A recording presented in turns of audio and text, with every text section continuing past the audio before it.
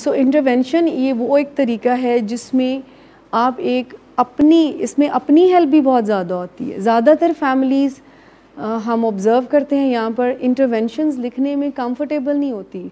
अभी हमने करना ये शुरू कर दिया है कि सेशंस में जब हम फैमिलीज़ को कहते हैं कि इंटरवेंशंस लिख कर लाए, कोई दूसरे हफ्ते में ही ये बात शुरू हो जाती है या पहले हफ्ते में अगर फैमिली बहुत स्टेबल इमोशनली है, तो जब उनको हम कहते हैं लिख कर लेकर आए तो फैमिली ज़रा हेजिटेशन दिखाती है, वो नहीं लिख पाते। सो रिसेंटली हमने मिलकर फिर ये करना शुरू किया है कि कुछ ख़ास एक टीम होगी जो कि फ़ैमिली मेंबर से इंटरवेंशंस को बाकायदा उस सेशन में लिखवाना शुरू करेगी। हम रिकॉर्ड भी करवा लेते हैं फैमिली से, क्योंकि ये इंतहाई अहम प्रोटोकॉल है। डिनाइल ब्रेक होगा तो रिकवरी आगे चलेगी। सो इंटरवेंशंस एक डिनाइल ब्रेकिंग और इनसाइट डेवलपमेंट का प्रोटोकॉल है जो फैमिली के लिए ही। कि राय क्या है ये बातें जी सर, मैंने जिन्हें इंटरवेंशन कहते हैं, आपकी राय क्या है जो साइंटिफिक तरीका है, एविडेंस बेस्ड तरीका है कि इंटरवेंशन डाटा लिखा जाएगा, पेश किया जाएगा। फैमिली का नुक्ता नज़र ये होता है कि बेचारा शर्मिंदा होगा या हमारे ताल्लुकात ख़राब होंगे, नाराज़ ना हो जाए, पीर मुर्शद नाराज़ ना हो जाए। तो क्या व्यू पॉइंट है, पेशेंट्स का व्यू पॉइंट पूछते हैं कि इंटरवेंशन डाटा के बारे में क्या ख्याल है? इंटरवेंशन डाटा नहीं, पेनफुल तो होता है, पर आपका ख्याल क्या है? पेनफुल तो टीका भी होता है, पेनफुल तो ऑपरेशन भी होता है, और पेनफुल तो बहुत सारे ट्रीटमेंट होते हैं।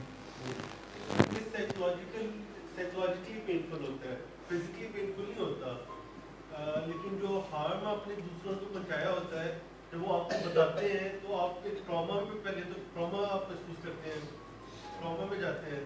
तो जब ट्रॉमा आपको रियलाइजेशन होती है उन इवेंट्स की, तो ट्रॉमा से निकलते हुए फिर आप ग्रीफ में चले जाते हैं, जिसकी 5 स्टेजेस होती हैं बाकायदा, जिसमें एंगर, डिप्रेशन और ये डिनाइल, इस तरह की नहीं, वो सब मान लिया कि तकलीफ़ होती है, चाहे वो जिस्मानी नौयत की हो, चाहे वो ज़हनी नौयत की हो, तकलीफ़ होती है। और भी इलाज हैं जिनसे ज़हनी नौयत की तकलीफ़ होती है, जैसे कि किसी का MRI अगर करवाएं और उसको MRI मशीन के अंदर उसको घुसा दें, तो वो भी लोगों को बड़ी अजियत होती है कि उनको एक छोटी सी टनल के अंदर घुसा दिया है, और एक टेस्ट करना मकसूद होता है जिससे कि उनकी जान बच सकती है। एम्बैरसमेंट भी होती है जब डॉक्टर चेकअप के लिए कहते हैं कि कपड़े उतार दें, और एम्बैरसमेंट भी होती है जब हम अपने पेशेंट्स को कहते हैं कि यूरिन सैंपल हमारे सामने दे दें। और मेडिकल फील्ड में तकलीफ़ से ही शिफा निकलती है। तो मैं ये जानना चाहता हूँ कि इंटरवेंशन डाटा का मकसद आपको तकलीफ़ देना है, या इंटरवेंशन डाटा का मतलब आपको शिफा की तरफ पुश करना है? मैं नवीद साहब से चाहूँगी अगर आप अपना, बिकॉज रिसेंट मैं जवाद साहब से पहले जवाब ले लो थोड़ा सा। इंटरवेंशन डाटा का मकसद ये होता है कि आपको बेइज्जत किया जाए, आपको पुरानी कहानियाँ सुना के तो शर्मिंदा किया जाए, शेम इंड्यूस की जाए, या आपको ये याद दिलाया जाए कि वो ये ज़िंदगी थी आपकी नशे की जिसमें आपने ये किया था अपने साथ या हमारे साथ। और इसके अगर ये नहीं करेंगे तो फिर एक चीज़ होती है जिसे यूफोरिक रिकॉल कहते हैं। यूफोरिक रिकॉल ये होती है कि आपको याद आता है नशे का कोई वाक़या, जो नशा किया था तो बड़ा मज़ा आता है, और ये ऊपर बैठ के हमारे पेशेंट्स आपस में ये कहानियाँ भी करते हैं कि 4-5 आपस में बैठ गए और फिर एक ने बताया कि मैंने फ़लाँ मौके पर नशा किया था तो क्या हुआ था, तो उसका बहुत ही बढ़ा चढ़ा के बहुत ही ज़बरदस्त एक किस्सा सा बना के तो फिर करते हैं। तो आप बताएंगे कि जब आप इंडोर ट्रीटमेंट में रहे तो कभी ऐसी कहानियाँ हुई? सुनी बहुत सुनी है, बहुत सारे पेशेंट ने सुनी और ग्लैमराइज करके बताते हैं, और की नहीं शायद की अब आप पिछली सीट पे हैं ना, तो की नहीं होंगी ना। अगर फ्रंट सीट पे होते तो की भी अच्छा, होती। कितने लोग बैठ के ये बातें करते हैं? 4 के 3 के 2 के 5? ग्रुप बैठ करता है पूरा। सर आज जो सेशन हॉल में मौजूद होते हैं वो ग्रुप पार्टिसिपेशन में हिस्सा लेता जाता है। सर आज इनफैक्ट ऊपर ग्रुप में यही बात हम डिस्कस कर रहे थे, और हमने एक रूल भी बनाया। कौन बताएगा कि जो हमने साइकोथेरेपी का रूल बनाया कल से जो इम्प्लीमेंट होगा? जी, हर पेशेंट से 10 मिनट के लिए पूछा जाएगा कि कौन कौन आपसे स्लिपली टॉक करता है और अपना बताता है कि मैंने ये काम किया, या आपको इंड्यूस करता है किसी को और ड्रग्स की तरफ या कोई मशवरा दे, यानी जी। अच्छा, एक चीज़ हम अक्सर ये भी कहते हैं कि अक्सर मरीज़ हमें कहते रहते हैं कि हमें ज़रा जल्दी घर भेज दें, आउटडोर में जल्दी डाल दें, और हम उन्हें ये कहते हैं कि आप ऐसी कोई हरकत कीजिए जिससे कि हमें ख्याल हो कि आपको जल्दी भेज देते हैं। और वो हरकत ये हो सकती है कि जब कोई ऊपर पुराने ज़माने की नशे की बातें करे तो आप उसको कूद के पड़ जाएं। और जब ऐसे वाक़यात आपके हवाले से हमारे नोटिस पे होंगे कि आप आपस में बैठे हुए थे और किसी ने बात छेड़ी कि फ़लाँ टाइम पे ये नशा किया था तो बहुत ज़बरदस्त मज़ा आया था, तो एक बंदा कूद के बीच में पड़ जाए कि तुम्हें हया नहीं आती, तुम क्या बातें कर रहे हो, कहाँ बैठे हुए हो और बातें क्या कर रहे हो, और उनका आपस में कोई किचकिच हो और हमारे स्टाफ तक और हम तक ये बात पहुँचे, तो हम सोचे कि यार इस बंदे को तो अब जल्दी भेजना चाहिए। सर ये कूद के पड़ जाएंगे और जल्दी भेजने की डिमांड्स आना नहीं, तो जो फेकिंग होगी और जो रियल चीज़ होगी तो उसका तो हमें पता चल जाता है ना कि ये फेक कर रहे हैं या रियल। मैं आपको बताऊं कि even faking will affect us positively. अगर फेक भी करें, बजाय इसके कि एक वाक़या किसी ने सुनाया और एक वाक़या और सुनाया, इसको यूफोरिक रिकॉल कहते हैं, और ये रिलैप्स की सबसे बड़ी वजह है। यूफोरिक रिकॉल रिलैप्स की सबसे बड़ी वजह है। और इंटरवेंशन डाटा की बातें, पुराने ज़माने में नशे के हाथों जो ज़िल्लत हुई थी, जो तकलीफ़ हुई थी, जो नुकसान हुआ था, उसकी बातें की टू रिकवरी है, की टू रिकवरी है। जैसे मैंने कई दफ़ा बताया कि अभी मैं जाके जवाद के पास बैठा तो जवाद चाय पी रहे थे, तो मैं क्या क्यों मैनू रिलैप्स कराना चाहता है, ठीक, क्योंकि मेरा दिल करता है चाय पीने को। और मुझे ऐसे वाक़यात भी याद आते हैं कि जब चाय पी थी तो कितना मज़ा आया था, क्योंकि ज़हन में ये बहुत नक्श होती हैं चीज़ें। लेकिन फिर मैं याद करता हूँ कि जब मैं चाय पीता था तो क्या क्या नुकसान थे, और वो नुकसानात मैं दोहराता हूँ ज़हन में, और वो नुकसानात मुझे मजबूर कर देते हैं फ़ौरन कि जो भी हो, तकलीफ़ हो या खुशी हो या बदमज़गी हो या तवानाई महसूस ना हो या मोटिवेशन डाउन हो, चाय नहीं पीनी। मैं आपको बताऊं कि जो असरात होते हैं ड्रग्स के, वो एडिक्शन में बुरे भी होते हैं, अच्छे भी होते हैं। बुरे बहुत ज़्यादा बुरे होते हैं, अच्छे कुछ ज़्यादा अच्छे नहीं होते। और जो बुरे बहुत ज़्यादा बुरे होते हैं वो इंटरवेंशन डाटा की बुनियाद होते हैं, इंटरवेंशन डाटा की बुनियाद।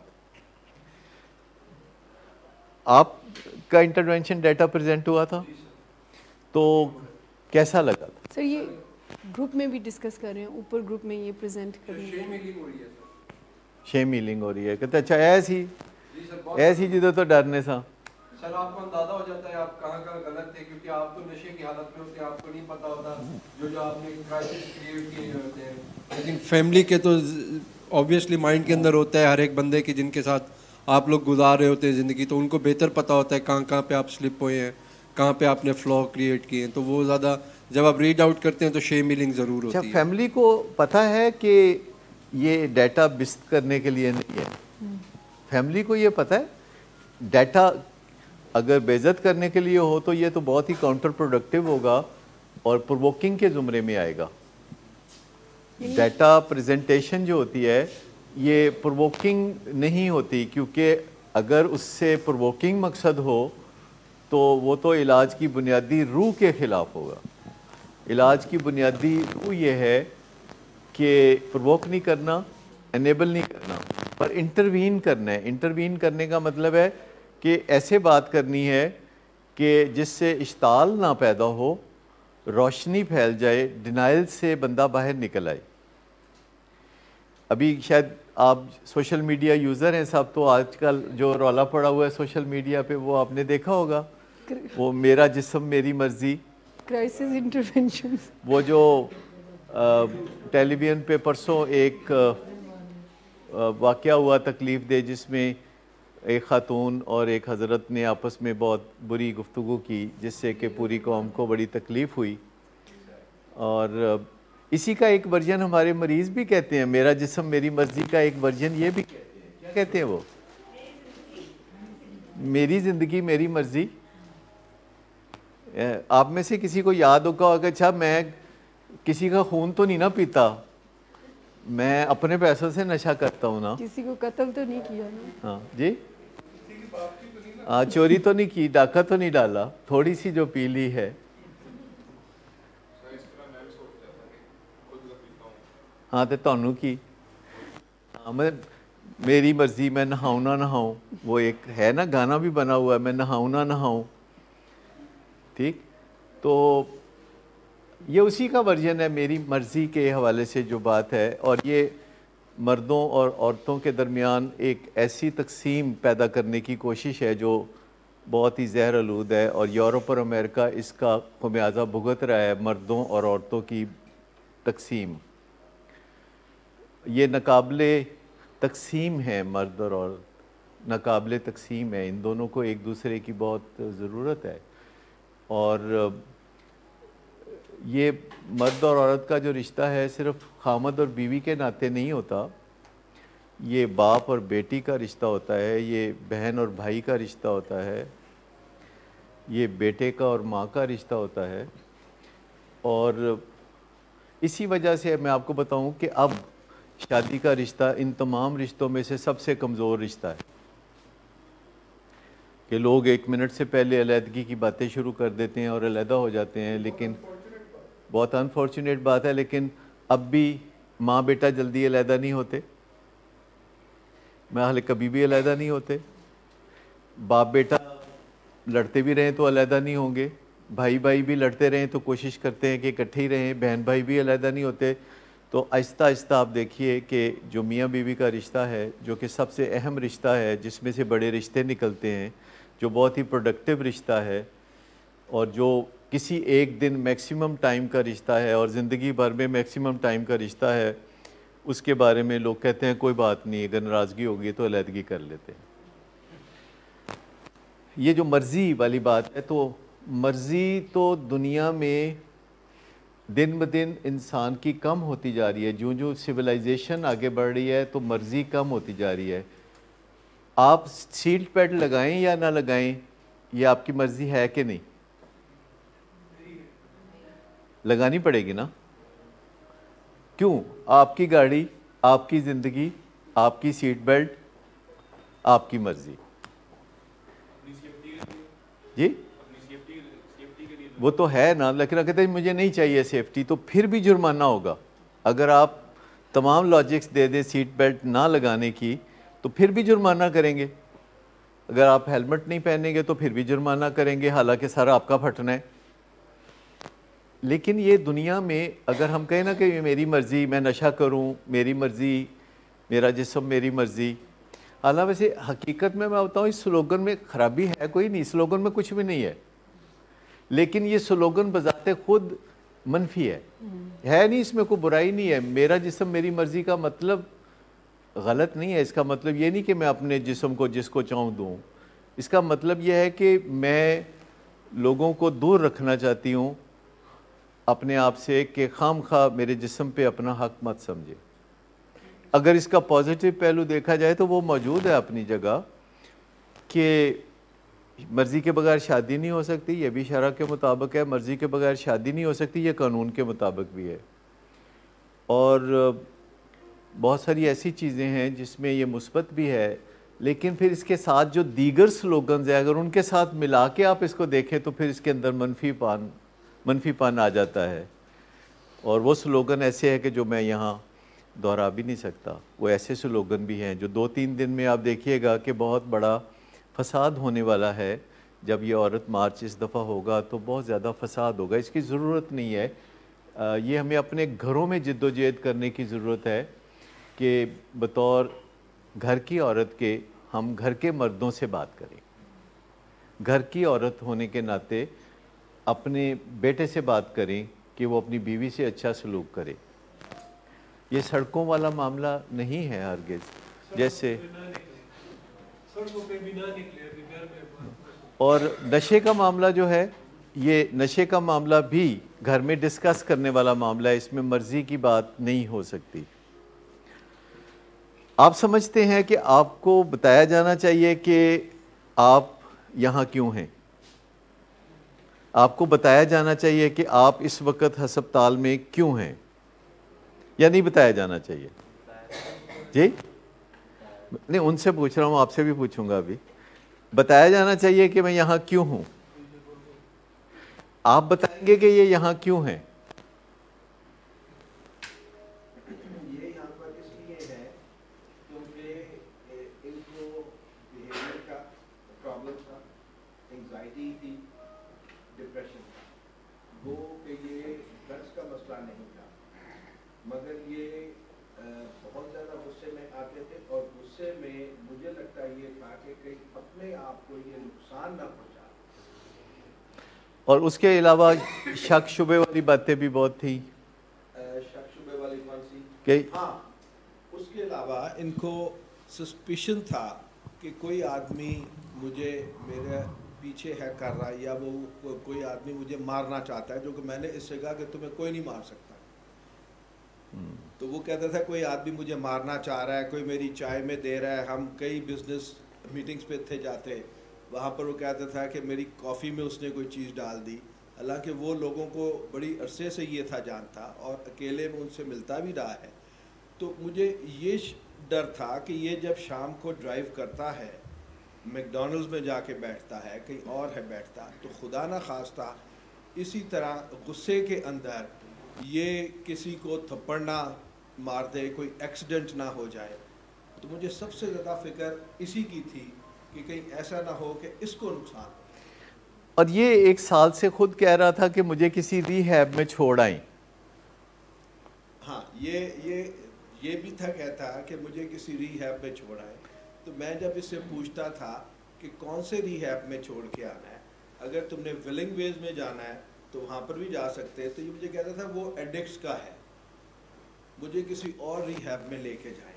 तो मैंने लाहौर के सारे जितने, हालांकि एहसास वाले हमारे हमसाए हैं, they are very near to us, मगर मैंने सारा कुछ देखा। और जब मैं विलिंग वेज में आया तो यही मुझे समझ आई कि best cheese for a personality disorder या बिहेवियर डिसऑर्डर वो यहाँ पर ही ठीक हो सकता है, क्योंकि जितने लेक्चर्स यहाँ पर मिलते हैं, जितनी इंफॉर्मेशन यहाँ पर है और जिस प्यार से इसको देखा जा सकता है। Hats off to mister Noor doctor साहब, उन्होंने सिर्फ ये नहीं कि अपना छोटा बेटा, अपना छोटा भाई समझ के किया, बल्कि छोटा बेटा समझ के उन्होंने किया।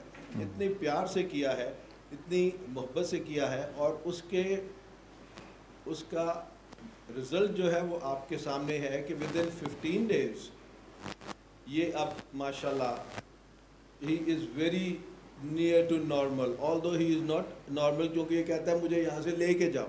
अब मैं भी यहाँ पर अपनी खुशी से नहीं आया, डायबिटिक हूँ मैं, आपकी यहाँ पर इलाज होता है मेरा, इसको भी मैं अपनी खुशी से नहीं लाया। मुझे दुख होता है कि हम यहाँ पर, अब ये मुस्कुराई जा रहा है। हाँ, तो मुझे दुख होता है अगर मैं ये बातें इससे पहले कहता। और यहाँ आने से पहले ये कोई पिछले 5 साल में मुस्कुराया नहीं था। मेरा ख्याल है कि इतनी मोहब्बत से ये मुझे आज तक कभी नहीं था देखता जितना अब मैं इसको खाने के टाइम के ऊपर कभी कभी जान के देख लेता हूँ। अच्छा फहद, आप मुझे बताएं कि आप यहाँ क्यों थे 100 दिन? सर मैं ड्रग इंड्यूस्ड साइकोसिस की वजह से था। क्या मतलब क्या हुआ? सर मैंने एक्सेस ऑफ हैश कर दिया था और अल्कोहल कर दिया था बहुत ज़्यादा, जिसकी वजह से मुझे यहाँ लाया गया था। तो मैं जब आया था तो मुझे उस टाइम ड्रग इंड्यूस्ड साइकोसिस था, मुझे पैरानोया बहुत ज़्यादा था, डिल्यूजन और हेलुसिनेशन बहुत ज़्यादा होते थे। अभी जब मैं ट्रीटमेंट से बाहर हुआ तो ऐसे लग रहा है जिस तरह कंटेनर मेरे सर के ऊपर कोई रखा हुआ था, वो किसी ने उतार के एक साइड पे रख दिया, और बिल्कुल रिलैक्स माइंड हूँ मैं बिल्कुल। अच्छा, आपको क्या मुश्किलात पेश आई ये फ़ैसला करने में कि इसे ले जाना चाहिए? बड़ी मुश्किलात तो पेश आई होंगी ना, आपने अगरचे कहा मुझे नहीं। पहले इल्म नहीं था कि इसको ये प्रॉब्लम है। अच्छा, आपको पता चला तो आपने अमल किया? इसकी शादी के बाद प्रॉब्लम का मुझे इल्म में आया। नहीं, कितना अरसा लगा ये फ़ैसला करने में कि I have to commit him? गुजारिश है कि मैं पहले विलिंग बेस का मुझे इल्म नहीं था। मैं पहले गया इस्लामाबाद में, तो वहाँ पर एक क्लिनिक था, ईमान क्लिनिक। मैंने वहाँ पर जाकर एडमिशन भी करा दिया, फ़ीस भी जमा करा दी। वहाँ मुझे जाके मालूम हुआ विलिंग बेस के बारे में, एक दो डॉक्टर साहबान ने मुझे गाइड किया।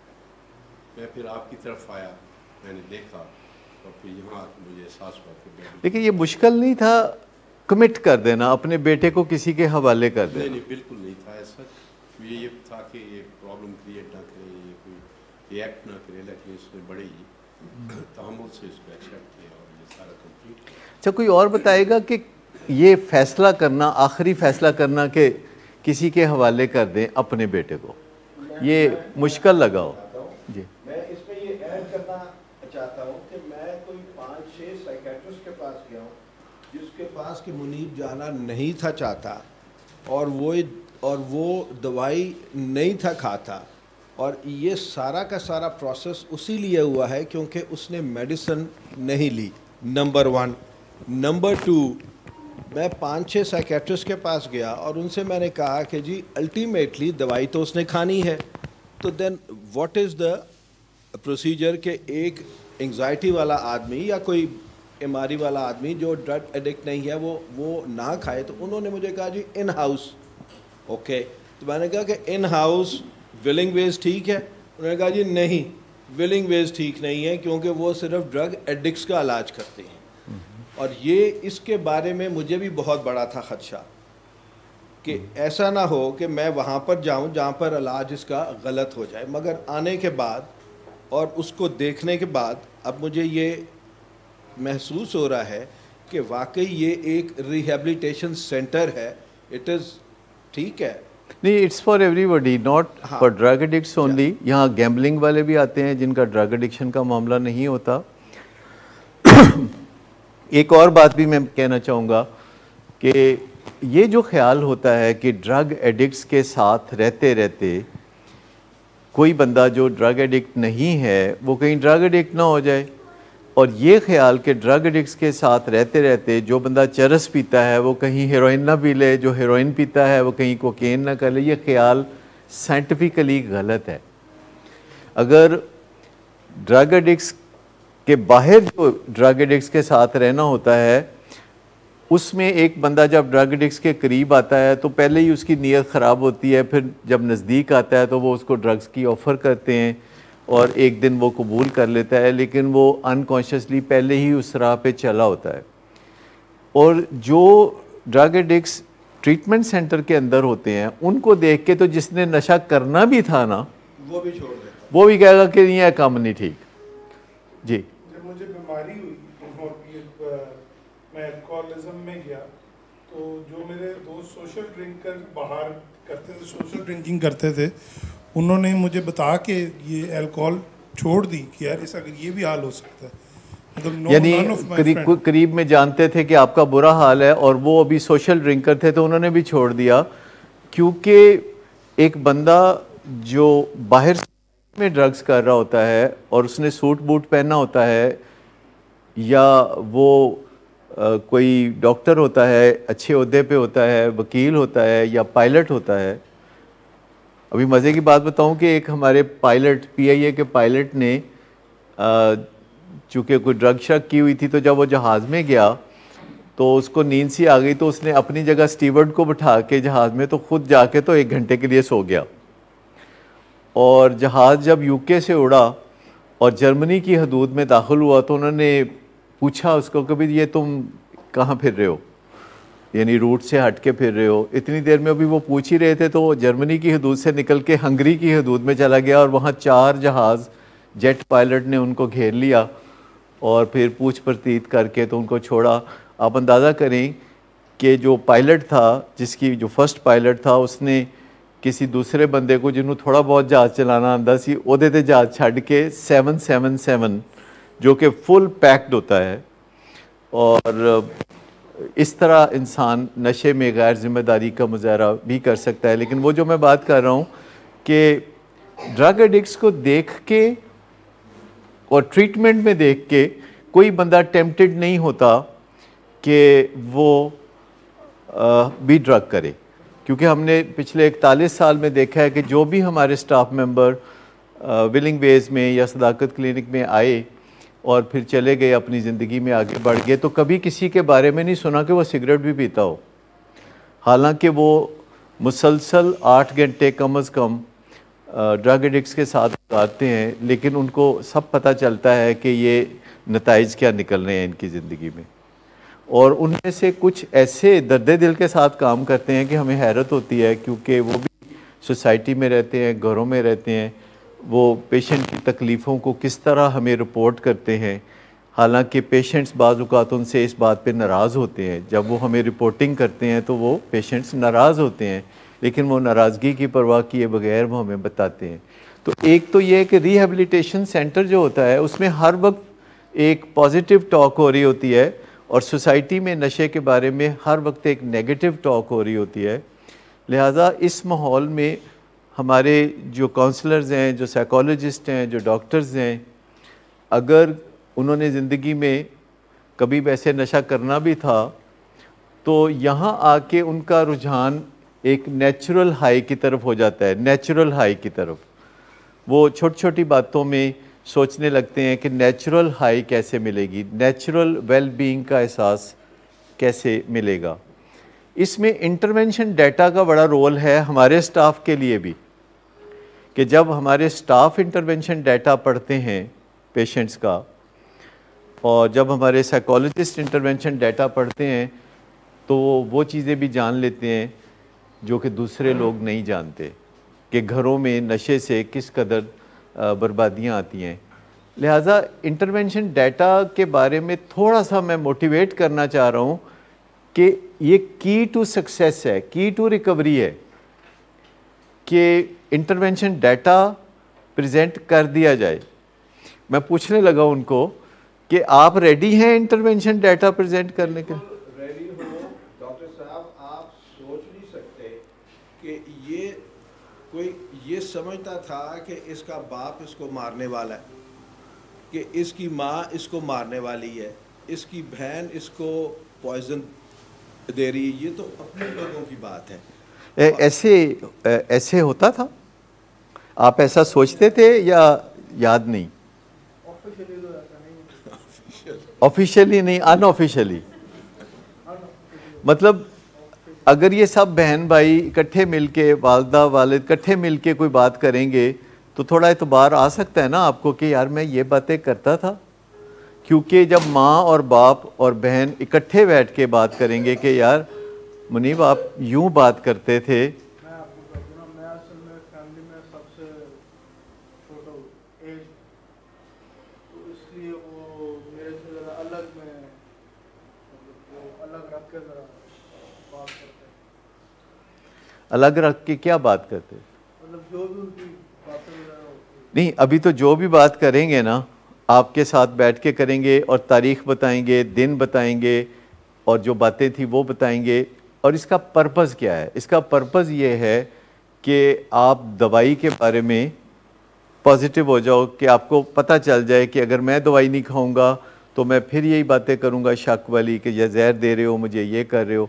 क्योंकि जिसे आपके फादर शक कह रहे हैं, ये शक नहीं, वो नहीं। जिसे आप शक कह रहे हैं वो शक नहीं होता, वो पैरानोया होता है। शक वो होता है जिसका उस बंदे को भी पता हो। जैसे कल मुझे शक था कि लाहौर कलंदर जीतेगी कि नहीं जीतेगी, अब एक ये शक था, ठीक। मेरा दिल चाह रहा था कि वो जीते, लेकिन उन्होंने पहले ही फैसला गलत कर दिया। उन्होंने फील्डिंग करने का फ़ैसला कर लिया, हालांकि वो अगर पहले अपनी बारी लेते तो बगैर प्रेशर के वो खेलते और अच्छे तरीके से। लेकिन मैं आपको तो शक वो है जिसके बारे में हमें भी पता होता है कि यार है कोई शक है। पैरानोया शक नहीं होता, ये पक होता है। पक समझते हैं? पक्की बात। ये पक्की बात होती है उनके लिए जिनको ये होता है पैरानोया, क्योंकि गलत किस्म के एक केमिकल जब अपना जुगाड़ बना लेते हैं, गठजोड़ कर लेते हैं, तो बंदा बिल्कुल ऐसे ही सोचता है कि मेरे दुश्मन है सब लोग और मेरे ख़िलाफ़ कोई साजिश हो रही है और मुझे जान से मारने के लिए कोई पॉइजनिंग हो रही है। तो ये सब चीज़ें होती हैं और ये चीज़ ड्रग्स के अंदर भी होती है।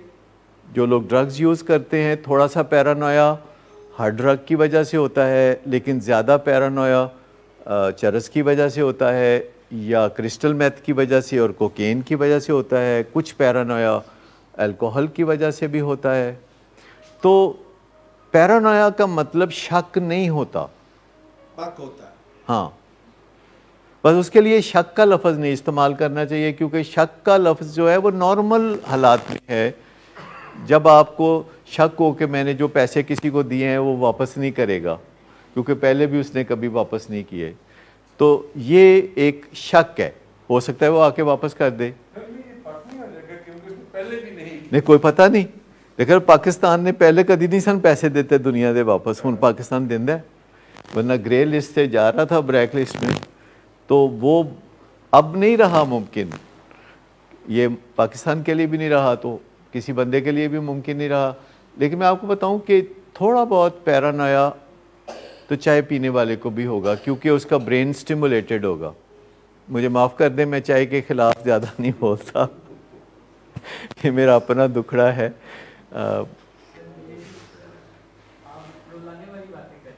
जी हाँ, नहीं मैं तो उसकी एग्जैक्ट याद कर रहा हूँ। देखिए मुझे चाय कॉफ़ी की वजह से कम से कम 5 दफ़ा पैल्पिटेशन भी हुई, अगरचे वो बहुत ज़्यादा नहीं है पर 5 दफ़ा भी 5 दफ़ा होती है।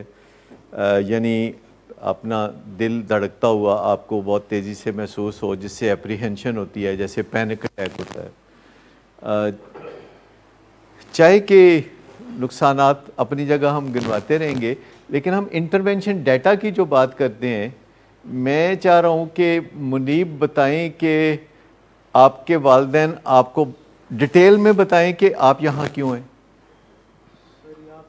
हाँ, ये बताएं ना, क्योंकि आखिर आपको उन्होंने इधर भेजा है। पहली बात तो यह है कि बहुत मुश्किल फ़ैसला था, हत्ता कि आपके अब्बा को साथ दाखिल किया गया था। मैं उनकी मोहब्बत और उनकी ये जो पोजीशन थी देखते हुए मैंने कहा कि एक कमरा तो भी दे देने हैं। वो डायबिटिक्स इंस्टीट्यूट में एक कमरा दिया, जिससे उनको था कि मैं करीब ही हूँ। और इनके अब्बा खुद ही उठ के ना तो विलिंग वेद वाली साइड पे चले जाते थे और फिर कहते थे मैं रास्ता भूल के इधर आ गया। ये याद है आपको कि मैं रास्ता भूल के जाते सो या कहते सो कि मैं एक नज़र देख ला, एक नज़र देख ला। दुख तो होता है ना जी। अभी भी ये कैफेटेरिया के बाहर एक बेंच है ना, तो वहाँ बैठे रहते हैं कि उत्तों खाना लैन आएगा तो मैं इनू वेख ला। यानी ये इतनी मोहब्बत करने वाला बंदा आपका दुश्मन हो सकता है। नहीं, आप भी इतनी करते हैं, मानते हैं, आपकी मोहब्बत को मानते हैं, लेकिन मुझे बताएं कि वो आपके खिलाफ कुछ कर सकता है? जेड़ा बंदा मतलब बैठा रहता है घंटा घंटा के उत्तों तू खाना लेना आएगा तो मैं वेखांगा। आप में से और भी कोई जानते होंगे कि जब आपका पेशेंट यहाँ था तो आपने अगर जाना होता था माल रोड से गुजर के कहीं, तो आप कहते थे यार मैं जेल रोड तो लंघ के चला जाऊँ, जेल रोड तो लंघ के चला जाऊँ, फिरोजपुर रोड तो लंघ के जाना, नहीं मैं जेल रोड तो लंघ जाऊँ। रेस कोर्स में बैठे रहना कि इधर वॉक करना, ठीक। तो मतलब ये मोहब्बत के नज़ारे हैं ना, जो इंसानों की आपस में एक मोहब्बत है घरों में, ये उसका है मज़ारा।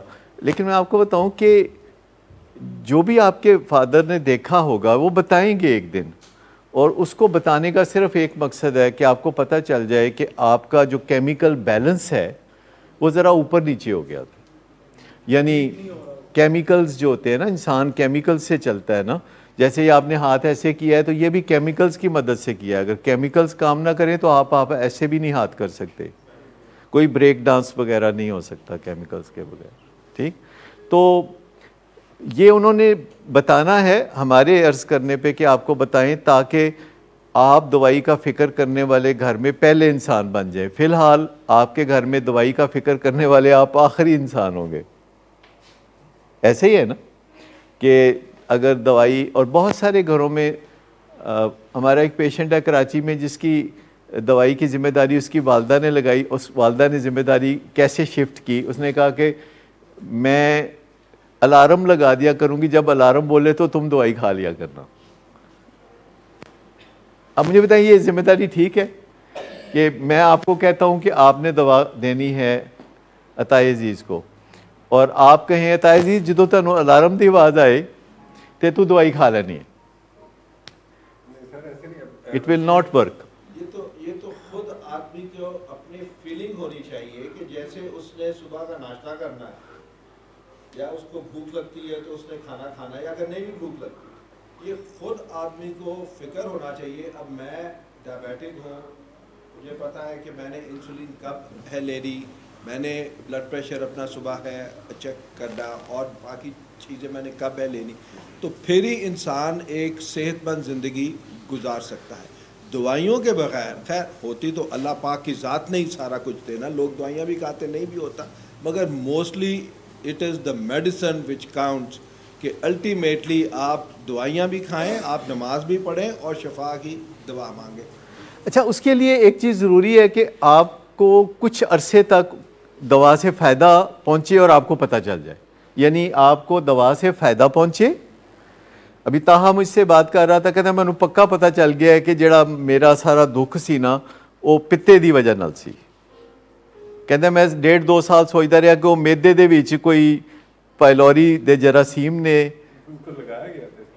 इस बात पे लगे हुए थे कि वो जो जरासीम है बाज़ारी खाने से आ जाते हैं, तो वो बाज़ारी खाना नहीं खाना, ये नहीं करना, वो नहीं करना। अभी मुझे कल ही मिला तो कहता है मैनू पक्का पता लग गया है अबू, मुझे पक्का पता चल गया है कि अब 2 महीने 1.5 महीने गुजर गया है, तो मैं यूके भी होके आया हूँ, तो मुझे पक्का पता चल गया है कि ये जो पित्ता था ना, उसके अंदर जो पथरी थी, तो उसने मेरा बेड़ा गर्क किया हुआ था। जब मैं खाना खाता था तो लगता था कि मेरे जिस्म के अंदर एक गदर मचा हुआ है और जद्दोजहद हो रही है और मुझे उससे तकलीफ़ होती थी। तो हुण मैनू पक्का पता लग गया है कि वो पिता सी। तो जिस दिन पक्का पता आपको चल जाएगा कि पैरानोया था, पैरानोया एक ऐसे शक को कहते हैं जो पक की तरह होता है, जिसमें अपने करीबी अजीज़ों पे शक होता है, यानी पक होता है कि वो मुझे मारना चाहते हैं, और हर एक बंदे पे वहम होते हैं कि ये मुझे कुछ करना दे, ये मुझे मारना दे, मुझे ये करना दे, और फिर उन पे गुस्सा आता है, क्योंकि जब मुझे पता होगा कि वो बंदा मुझे मारना चाहता है तो मुझे उस पर गुस्सा आएगा, तो मैं तो गुलदान उसको मारूंगा, चाहे वो मेरी माँ हो। ठीक, तो उसमें एक दिन जब आप इंटरवेंशन डाटा प्रेजेंट करेंगे तो इनको ये पता चल जाएगा कि वाकई पैरानोया था। लेकिन ऐसा एक दफ़ा अगर आप करेंगे तो काफ़ी नहीं होगा। मुझे बताएं कि कभी आपने देखा हो कि किसी एडवर्टाइजमेंट को टीवी पे सिर्फ एक दफ़ा चलाया गया हो, किसी एडवर्टाइजमेंट को सिर्फ एक दफ़ा चलाया गया हो। आमतौर पर क्या किया जाता है एडवर्टाइजमेंट के बारे में? के लिए बार-बार, ताकि आदमियों के ज़हनों के अंदर, जैसे आप कह रहे हैं कि चाय को होना चाहिए बंद। अब आप ये अली ज़ेब रोड पे जाके देखें, जो कि स्टेडियम जाती, वहाँ पर बेशुमार वो चाय के कप वो पड़े हुए हैं, इतने बड़े कप।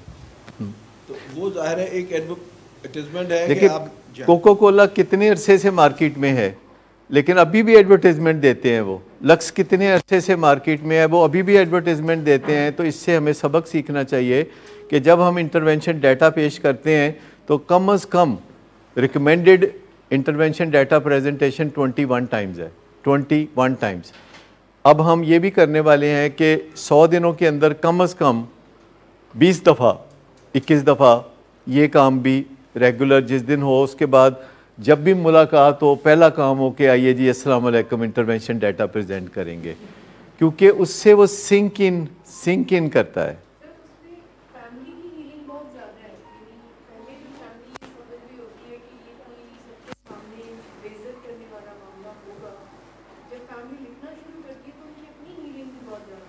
ना सिर्फ अपनी हीलिंग होती है, बल्कि अगर फैमिली इंटरवेंशन डाटा नहीं लिखती तो वो चंद ही दिन के बाद मरीज़ से मुलाकात करते हुए गिल्टी फील करने लगते हैं कि यार मैं इनू इत्थे दाखिल करा के ते अपने तो दूर करके ते बड़ा गलत किया है। ये फिर वो फील होने लगता है, क्योंकि वो बातें जिनकी वजह से दाखिल कराया होता है वो ज़रा भूल गई होती हैं, वो जेन से महव हो गई होती। कहती यार एडा तो कोई नहीं, मैनू सिर्फ गुलदान ही चुक के मारिया सी ना, वो वजाते नहीं सी ना, सज्जे पासों लंघ गया सी। फिर इस तरह की एक बीवी ने मुझे कहा कि डॉक्टर साहब ऐसे बंदा मेरा बहुत चंगा है। मैंने कहा तो उसमें तो कोई शक नहीं, चंगे बंदे भी बीमार होंगे ने। नहीं डॉक्टर साहब बीमार भी नहीं एडा कोई। मैंने कहा तुमने ही कहा था कि एक दिन मेरा गला घोंट रहा था और मेरी सांस ऐसे ही बंद हो चुकी थी और ये गला दबाई जा रहा था। तो मैंने कहा आपने मुझे ये कहा था। कहती वो तो अंधेरा सी ना, उन्होंने नज़र नहीं आया कि मेरी आँखां बाहर आ गई हैं, वो तो अंधेरा सी ना। आप इससे अंदाज़ा करें कि कितनी जल्दी ख्यालात जो हैं वो बदलने लगते हैं। हाँ, हमारे पास वो मैरिटल काउंसलिंग भी होती है, तो मियाँ बीवी जो लड़े होते हैं तो हम उनको कहते हैं कि छेती सुलह कर लो, तो वो कहते हैं नहीं बस इनफ इज़ इनफ। और फिर चंद दिन के बाद मुझे एक मैसेज कहते हैं मैंने सोचा है कि वासी पई है। और मैं कहता अच्छा फिर आ जाओ। जिस दिन आंदे ने कहते नहीं डॉक्टर साहब मैं एवं क्या सी बस पई है, लेकिन बसना नहीं मैं, यानी मैं बसना नहीं, इसमें चलता रहता है मामला। इंटरवेंशन डाटा अगर कोई एक पॉइंट है जो तरियाक है, कोई एक पॉइंट है जो तावीज़ है, या कोई एक पॉइंट है जो तस्बीह है आपके घर में शिफा के लिए, तो वो इंटरवेंशन डाटा प्रेजेंटेशन है। लेकिन उसको पेश ऐसे तरीके से करना है कि इश्ताल ना आए, उसमें दर्द दिल के साथ पेश करना है, उसमें एंगर के साथ नहीं पेश करना। जब तक एंगर है there is no intervention data, लेकिन दर्द दिल के साथ पेश करना है कि 2 आंसू उसके निकले तो 2 आंसू आपके भी निकले। ये दर्द दिल के साथ इंटरवेंशन डाटा पेश करना है, क्योंकि एक बड़ा ही संजीदा मेडिकल मामला है जो आपकी जगह डॉक्टर नहीं कर सकता। ये आपने खुद ही करना है, क्योंकि डॉक्टर ने वो देखा नहीं था, डॉक्टर उसका ऐनी शाहिद नहीं है, डॉक्टर का उसके साथ वो रिश्ता भी नहीं है जो कि आपका रिश्ता है। डॉक्टर के साथ वो रिश्ता भी नहीं है। बेटा आप अपनी अम्मी के पास चले जाए, चले फिर उधर आ जाए, उधर आ जाए। ये हमारे वीआईपी गेस्ट जो हैं उनके लिए है सर जी।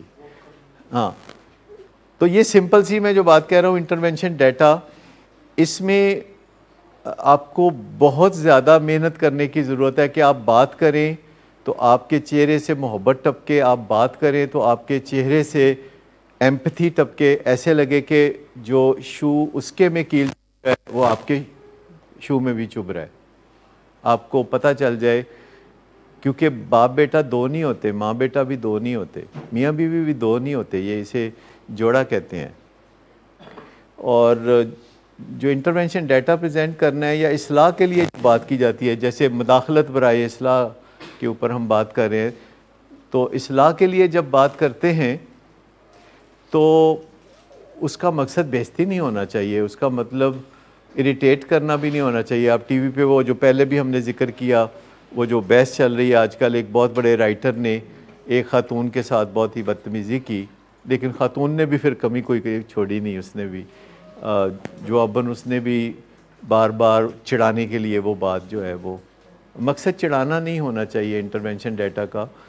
इंटरवेंशन डाटा की जितनी तकलीफ़ पेशेंट को हो उतनी तकलीफ़ माँ बाप को भी हो, ये है इंटरवेंशन डाटा।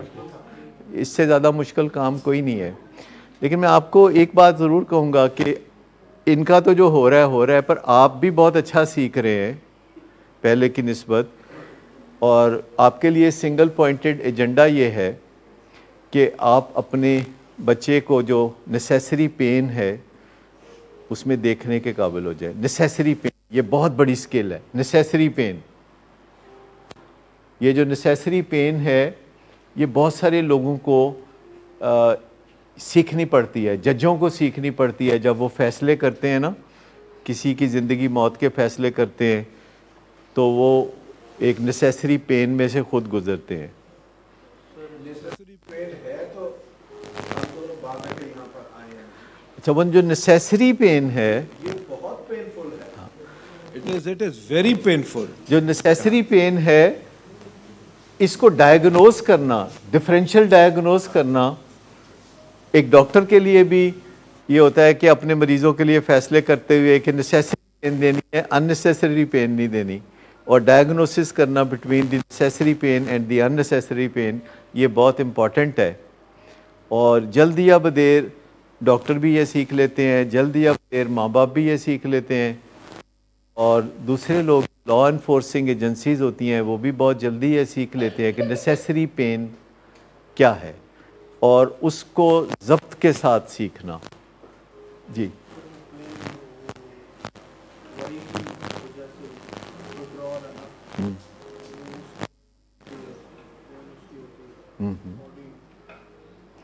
ये जो दवाई की वजह से पेन होती है, ये 2-4 दिन में कम हो जाएगी। जैसे दवाई कम हो रही है, अब आपकी दवाई 1/3 रह गई है इनकी निस्बत, 1/3, 1/3। आपका दिल कर रहा है, उठ के चलने फिरने को दिल कर रहा है, लो जी इन्हों फटाफट जड़ा 4थी मंजिल तो फिर फटाफट लै आओ थले, पौड़ियाँ चढ़ा के जाओ जी, करा लो, थोड़ी सी वॉक करा लो। अच्छा, ये जो दवाई होती है, ये इसका एक देखे अजीबोगरीब साइड इफ़ेक्ट है जो शुरू के दिनों में होता है कि उठ के चलने फिरने को दिल करता है। आप में से कोई एक्सप्लेन कर सकता है कि वो क्या फीलिंग होती है जो कहती है उठ के टोर? एंग्जाइटी होती है। हाँ?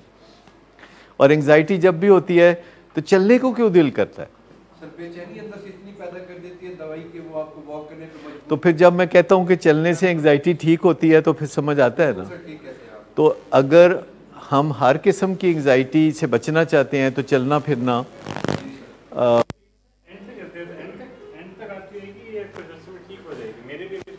डिपेंड करता है कि अगर तो डोजेज नीचे जाएगी तो एंग्जाइटी नीचे जाएगी, अगर डोजेज नीचे नहीं जाएगी ऊपर रखनी पड़ेगी तो फिर एंग्जाइटी चलती रहेगी जब तक कि डोजेज ऊपर होगी। ये डोजेज रिलेटेड होती है, और डोजेज जो है उसका ताल्लुक ख्यालात से होता है।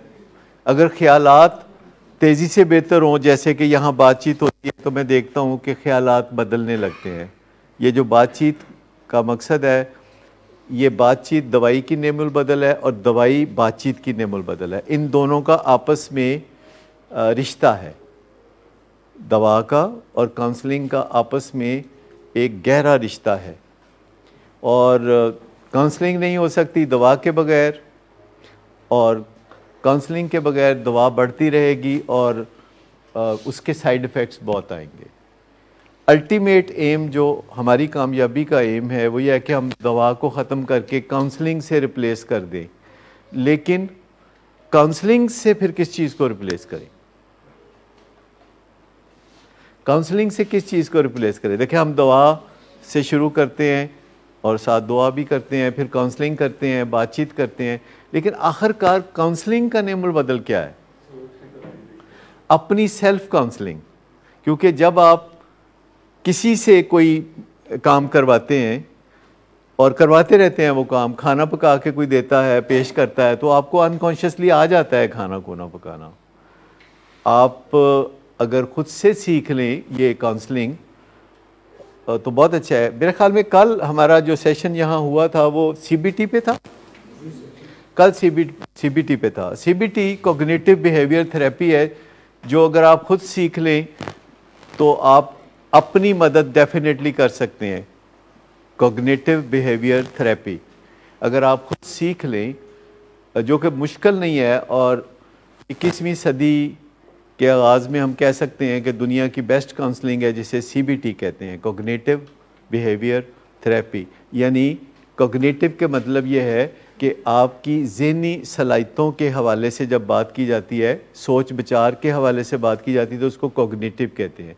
बिहेवियर वो है जो हम डिस्प्ले पे करते हैं, जैसे हम किसी के साथ मुस्कुराते हैं तो ये एक बिहेवियर है, और बिहेवियर का असर सोच पे होता है और सोच का असर बिहेवियर पे होता है। अगर कोई आपको सलाम करे और मुस्कुराए तो आपके ऊपर असर होता है, आपकी सोचों के ऊपर असर होता है। कोई घूर के देखे तो भी असर होता है। तो अगर काउंसलिंग आप खुद सीखना चाहें तो आप बहुत आसानी से सीख सकते हैं, और ये बात मैं 25 साल पहले नहीं कह सकता था कि आप खुद सीख सकते हैं। ये मैं आप कह सकता हूँ इस वजह से कि 25 साल पहले गूगल नहीं था, 25 साल पहले यूट्यूब नहीं थी, आप लाइब्रेरी जाते इम्कान बड़ा कम था, आप किताब ढूंढते तो इम्कान बहुत कम था कि किताब आपको मिलेगी, और अगर किताब आपको मिल जाती तो उसका वो सफ़ा ढूंढना बड़ा मुश्किल था जिस पे आपके काम की बात है।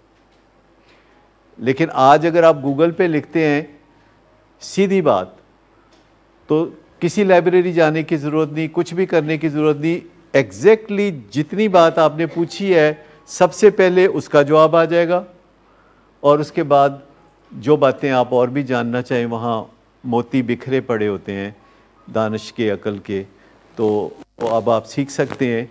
और ऐसी कोई चीज़ नहीं है जिसके लिए आप हमारे मोहताज हों, ना हम करना चाहते हैं आपको मोहताज। हम चाहते हैं कभी कभी आप गूगल पे जाके कोई बातें निकाला करें और फिर यहाँ बात किया करें कि मैंने ये सीखा है, मैंने ये पढ़ा है, ताकि हमें पता चले कि आप you are on your way to develop your self, personal development में आ गए आप। और बड़ा फ़र्क पड़ गया है। मैं आपको बताऊं कि 40 साल पहले सही बातें समझना, तलाश करना बड़ा मुश्किल था। पाकिस्तान की मार्केट में किताबें भी नहीं मिलती थी, अमेरिका से मंगवानी पड़ती थी, और कोई रिवाज नहीं था पर्सनल डेवलपमेंट का, कोई 7 हैबिट्स ऑफ इफेक्टिव पीपल नहीं होती थी, ऐसी कोई चीज़ें नहीं थी। लेकिन आज 40 साल के बाद मैं ये कह सकता हूँ कि सुबह आप अपना फेसबुक पे चले जाएं, यूट्यूब पे चले जाएं, तो पाकिस्तान के सैकड़ों मोटिवेशनल स्पीकर हैं जो आपको बता रहे होते हैं कि फ़लाँ मसले को कैसे हल करना है, ज़िंदगी को कैसे बनाना है, वक्त का बेहतरीन इस्तेमाल क्या है। तो मोटिवेशनल स्पीकर जो हैं, एक ईंट उखाड़े 2-2 मोटिवेशनल स्पीकर निकलते हैं। लेकिन 40 साल पहले ऐसा नहीं था, और अब तो कोई वजह नहीं है कि आप किसी मोहताजी में जाएं।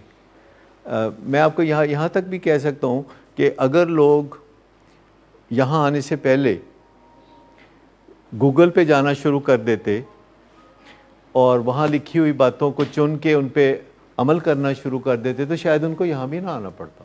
असल बात तो अमल करने की है, पहले तो जानने की है। पहले तो जानने के लिए तो जो बच्चे O लेवल या A लेवल या जो मैट्रिक के भी हैं, उनको जानना उनके लिए मुश्किल नहीं है। कोई भी चीज़ हो, अगर आपकी कोई भी है फीलिंग को आप उस पर डाल दें तो वो तो आ जाएगा, मगर उस फीलिंग को आपने बेहतर कैसे करना है, ये एक करने की बात है। मैं आपको बताऊं, उस पर गूगल पे डालते भी नहीं, और डालने के बाद जो अमल करने का काम है वो फिर एक अलग दास्तान है। मैं आपको बताऊं कि अगर आपको 10 बातें पता है तो आप एक बात पे अमल कर पाएंगे। अगर आप 10 बातें जानते हैं, मुझे बहुत अच्छी तरह इदराक इस बात का हुआ, आज से कोई 20 साल पहले मैं लॉरेंस गार्डन में वॉक कर रहा था और मरी क्लिनिक के डायरेक्टर गौहर रहमान मेरे साथ वॉक कर रहे थे। तो अचानक उन्होंने मुझसे एक सवाल किया कि डॉक्टर साहब, आप जितनी बातें जानते हैं तो इनमें से कितनी बातों पे आप अमल करते हैं? और उनके एहसास दिलाने पे मैंने उनको बोला कि बहुत कम, जितनी बातें जानता हूँ उनमें से बहुत कम बातों पे मैं अमल करता हूँ। कहते क्यों, उन पे क्यों नहीं अमल करते? मेरे पास उस सवाल का उस वक्त कोई जवाब नहीं था। उस वक्त मैंने उनको ये जवाब दिया कि ये बात ठीक है कि मैं जितनी बातें जानता हूँ उनसे बहुत कम बातों पे अमल करता हूँ, लेकिन मेरे पास ये तसल्ली मौजूद है कि मैं काफ़ी बातें जानता हूँ। तो जब तक हमें इस सवाल का जवाब नहीं मिलता कि हम जितनी बातें जानते हैं हम उनमें से कितनी बातों पर अमल कर सकते हैं, इसका ताल्लुक़ हमारी विल पावर और एजेंसी से है, लेकिन तब तक हमारे लिए तसल्ली की बात है कि हम ज़्यादा से ज़्यादा जानते रहें। अगर आप 10 बातें जानते हैं तो आप 1 पे अमल करेंगे, अगर आप 100 बातें जानते हैं तो 10 पे अमल करेंगे, अगर 1000 बातें जानते हैं तो 100 बातों पर अमल करेंगे और आपकी ज़िंदगी बन जाएगी। और अगर आप 10,000 बातें जानते हैं तो 1000 बातों पे आप अमल करेंगे और आपकी ज़िंदगी शानदार हो जाएगी। और अगर आप 1 लाख बातें जानते हैं और 10,000 बातों पे अमल करते हैं तो यू आर द गुरु। फिर आपको कोई दिक्कत नहीं होगी किस मौके पे आपने क्या करना है। इंटरवेंशन डाटा जिसे हम कहते हैं की टू सक्सेस है, की टू सक्सेस, क्योंकि इसमें कड़वी बातें होती हैं, इसमें तकलीफ़देह बातें होती हैं, बदनामी की बातें होती हैं, इसमें ऐसी बातें होती हैं जिस पे पूरा घर रोया होता है। मगर मतलब ये जो इंटरवेंशन डाटा है, ये जो मरीज है उसके ऊपर ये बुरा इफेक्ट नहीं डालता? हरगिज़ नहीं। कि आपने सारी की सारी घर की जो सीक्रेट्स हैं वो आपने मुझे बदनाम करने के लिए बता दी है या कोई ऐसी चीज़, ऐसे भी तो हो सकता है। अच्छा, जो लव सीक्रेट है अभी भी उसके अंदर मिक्स फीलिंग्स हैं। 4 पॉइंटेड एजेंडा जो है ना वो उस पे आता है। जो सीक्रेट का लफ्ज़ है ना, लव सीक्रेट्स, सीक्रेट सर्विस, मेरे सीक्रेट्स, आपके सीक्रेट्स, मेरी आपकी दोस्ती और हमारे दोनों के सीक्रेट्स जो हम दोनों को पता है, अभी भी इसमें मिक्स परसेप्शन है कि ये अच्छी बात है कि ये बुरी बात है। आपका क्या हाल है कि सीक्रेट्स के बारे में 25 साल के बाद क्या रवैया होगा दुनिया का सीक्रेट के बारे में? जी ख़त्म हो जाएगा। दुनिया में सीक्रेसी ख़त्म हो रही है और सीक्रेट्स जो होते हैं इनको भी पहले डिफरेंशियल डायग्नोसिस में से गुजारना है कि यार ये सीक्रेट है या ये कोई और गोरख धंधा है या ये शेम है। आप देखें कि अगर कोई बंदा आपसे बात करना चाहता है, 4-5 बंदे कहते हैं ज़रा अलहदा होकर मेरी गल सुन लो, तो आपके ज़हन में पहला ख्याल क्या आएगा? जी, ये कोई मंगेगा, ये कोई गड़बड़ कहेगा, ये कोई ऐसी बात करेगा जो इसको पता है कि गलत है, इसलिए वो अलहदा होके मांग रहा है, अलहदा होके बात कर रहा है। सीक्रेट बुनियादी तौर पर मुझे बताइए कि एक दोस्त के पास एक दोस्त का सीक्रेट हो तो वो कोई गड़बड़ कर रहा है दोस्त, लेकिन दूसरा दोस्त किसी को बता नहीं रहा, उसकी बीवी को नहीं बता रहा, दोस्त जो है वो नशा कर रहा है, वो जुआ खेल रहा है, उसने अफेयर पाले हुए हैं, लेकिन उसका दोस्त उसकी बीवी को, माँ बाप को, बहन भाइयों को नहीं बता रहा, बल्कि उसके साथ रोज़ मज़े मज़े से किस्से सुनता है उसके, तो मुझे बताइए वो दोस्त है? मैं ये बिल्कुल स्पेसिफिकली पेशेंट के हवाले से करना चाहता हूँ बात कि वो ये भी तासुर ले सकता है कि आपने डॉक्टर साहबान को मेरी शिकायतें लगाई हैं। देखें ना, ये अब एक जहन का थिंकिंग है, कहीं भी जा सकती है। हाँ, उस पर बात हो सकती है ना। जैसे अगर किसी बच्चे को लेके आप डॉक्टर के पास जाते हैं, ये बता देते हैं कि इसको 101 बुखार है, पर ये छुपा लेते हैं कि इसको लूज मोशन भी है, और ये बता देते हैं कि इसको खांसी है, और ये छुपा लेते हैं कि इसको वॉमिटिंग भी है, तो उसका इलाज हो सकता है? उसका इलाज नहीं हो सकता। अब आप यही है ना, देखेंगे अब वो मोड़ मोड़ के मेरी तरफ हर 5 मिनट वो तो मुस्कुराई जा रहा है। पहले ये क्या कहता था? पहले कहता था मैंने आपकी शक्ल तक नहीं देखनी, ਹੁਣ ਤੇ ਉਹਦਾ ਦਿਲ ਪਿਆ ਕਰਦਾ मैं प्यो ਦਾ दीदार कर लवां। ठीक। और वो अपनी बहन को कहता था जो बेचारी 15 दिन से इस्लामाबाद में रो रही है और वो बच्चे भी उसके स्कूल नहीं जाते, उसके बारे में कहता था कि मुझे कोई चीज़ कॉफ़ी में डाल के उसने पिलाई है पॉइजन।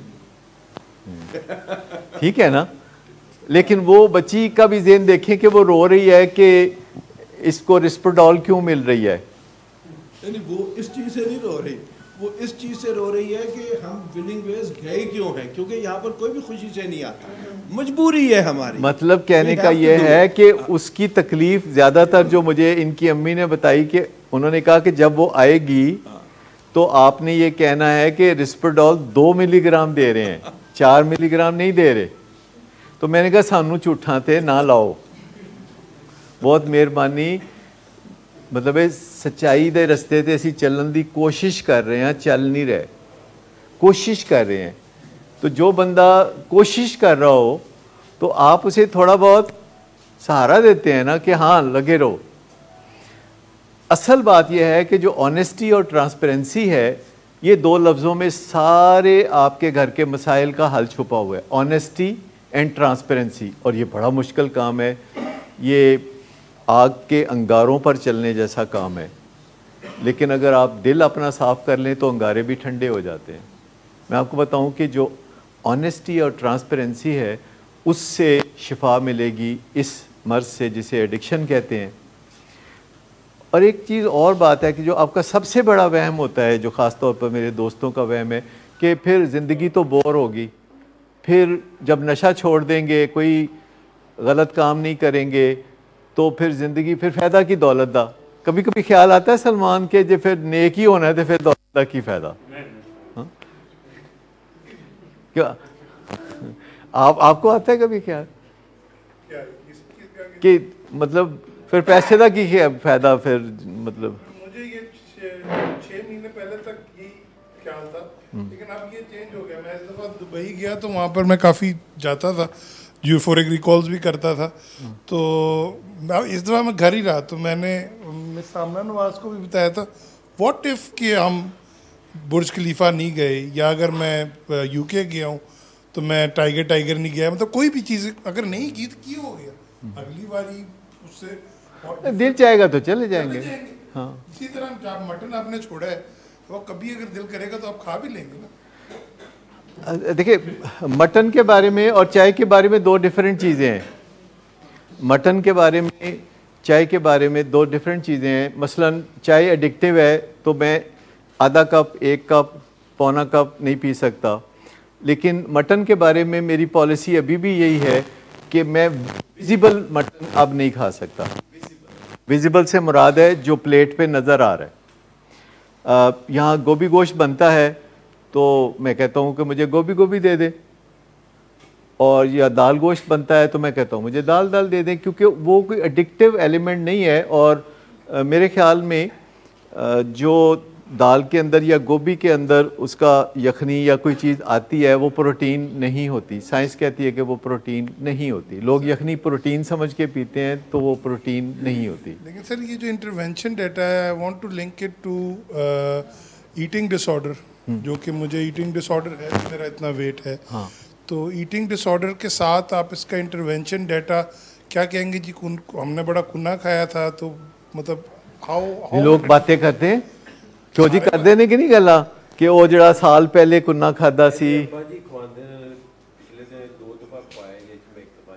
हाँ, मतलब भाई ये चीज़ें तो चलती रहती हैं। ये जो यूफोरिक रिकॉल है ये इंसानों की ज़िंदगी का एक जुज़्व है। यूफोरिक रिकॉल, जब लंगोटिए मिलते हैं तो वो बचपन की बातें करते हैं, जो कि कोई प्राउड होने वाली बातें नहीं होती, लेकिन वो करते हैं बातें जिसे जंकी प्राइड कहते हैं। लेकिन मैं आपको बताऊं कि एक दफ़ा सोब्राइटी को आजमा के देखें, यानी सोब्राइटी जो नशे से रिकवरी का असल वो जो है ना, वो आपको वैसे ही हर वक्त इतना अच्छा लग रहा होता है, आप हैरान होते हैं कि ये अच्छी फीलिंग कहाँ से आ रही है, क्योंकि वो एक इटर्नल चश्मा है जो अंदर से बहता है। लेकिन जब हम बाहर से कुछ कर रहे होते हैं ना कि ये काम करें बड़ा मज़ा आएगा, वो काम ख़त्म हुआ नहीं तो अगला प्रोग्राम बनाया होता है, फिर अगला प्रोग्राम बनाया होता है, फिर अगला प्रोग्राम बनाया होता है। लेकिन अगर आपको घर बैठे ही बहुत अच्छा फ़ील हो रहा है, बहुत सुकून महसूस हो रहा है, और अगर आप वॉक करते हैं तो आप अच्छा फ़ील करते हैं, और अगर आप सो के उठते हैं तो आप अच्छा फ़ील करते हैं, अगर आप खाना खाते हैं तो इट इज़ ए ट्रीट। मज़े के लिए आपने जो मुझे चीज़ बताई, मुझे जो आप 2 साल पहले बातें कर रहे थे ना कि मैंने आपको कहा 31st की नाइट को, अगर आपको शायद याद हो, तो आपने कहा बड़ा मज़ा आया, मैं अपने घर बैठा था तो बहुत मज़ा आया। 31 दिसंबर का पूछ रहे थे कि तुसी की करना है। तो मैंने जो है वो, मुझे अब रियलाइज़ होता है कि जब आप अपने साथ ये पैराडाइम अभी मेरा शिफ्ट हुआ नहीं, ये मानियत बदल रही हैं। अभी भी अक्सर इधर उधर जाने का भी दिल करता है और बंदा चला भी जाता है किसी ना किसी रास्ते, ज़्यादा खा लिया या कुछ कर लिया। ये इतना आसान काम नहीं है कि आपका शिफ्ट बंदा ये एतमाद कब खो देता है कि मज़ा सिर्फ बुराइयों में है। ये एतमाद हमारे दिल से कब एक मुद्दा हो जाता है कि अच्छाई में भी मज़ा है, क्योंकि कहीं ना कहीं हमने ज़िंदगी का आगाज़ अच्छाई से किया होता है, और फिर टीन एज में या उसके बाद किसी टाइम पे हम कहते हैं अच्छा ये करके देखें, अच्छा वो करके देखें, अच्छा ये नशा करके देखें, जुआ खेल के देखें, या कुछ भी करके देखें, और हमारा ख्याल होता है कि लाल बत्ती तोड़ने में मज़ा है। ये एतमाद कि अच्छाई में मज़ा है कब दम तोड़ देता है और एक नया काम शुरू।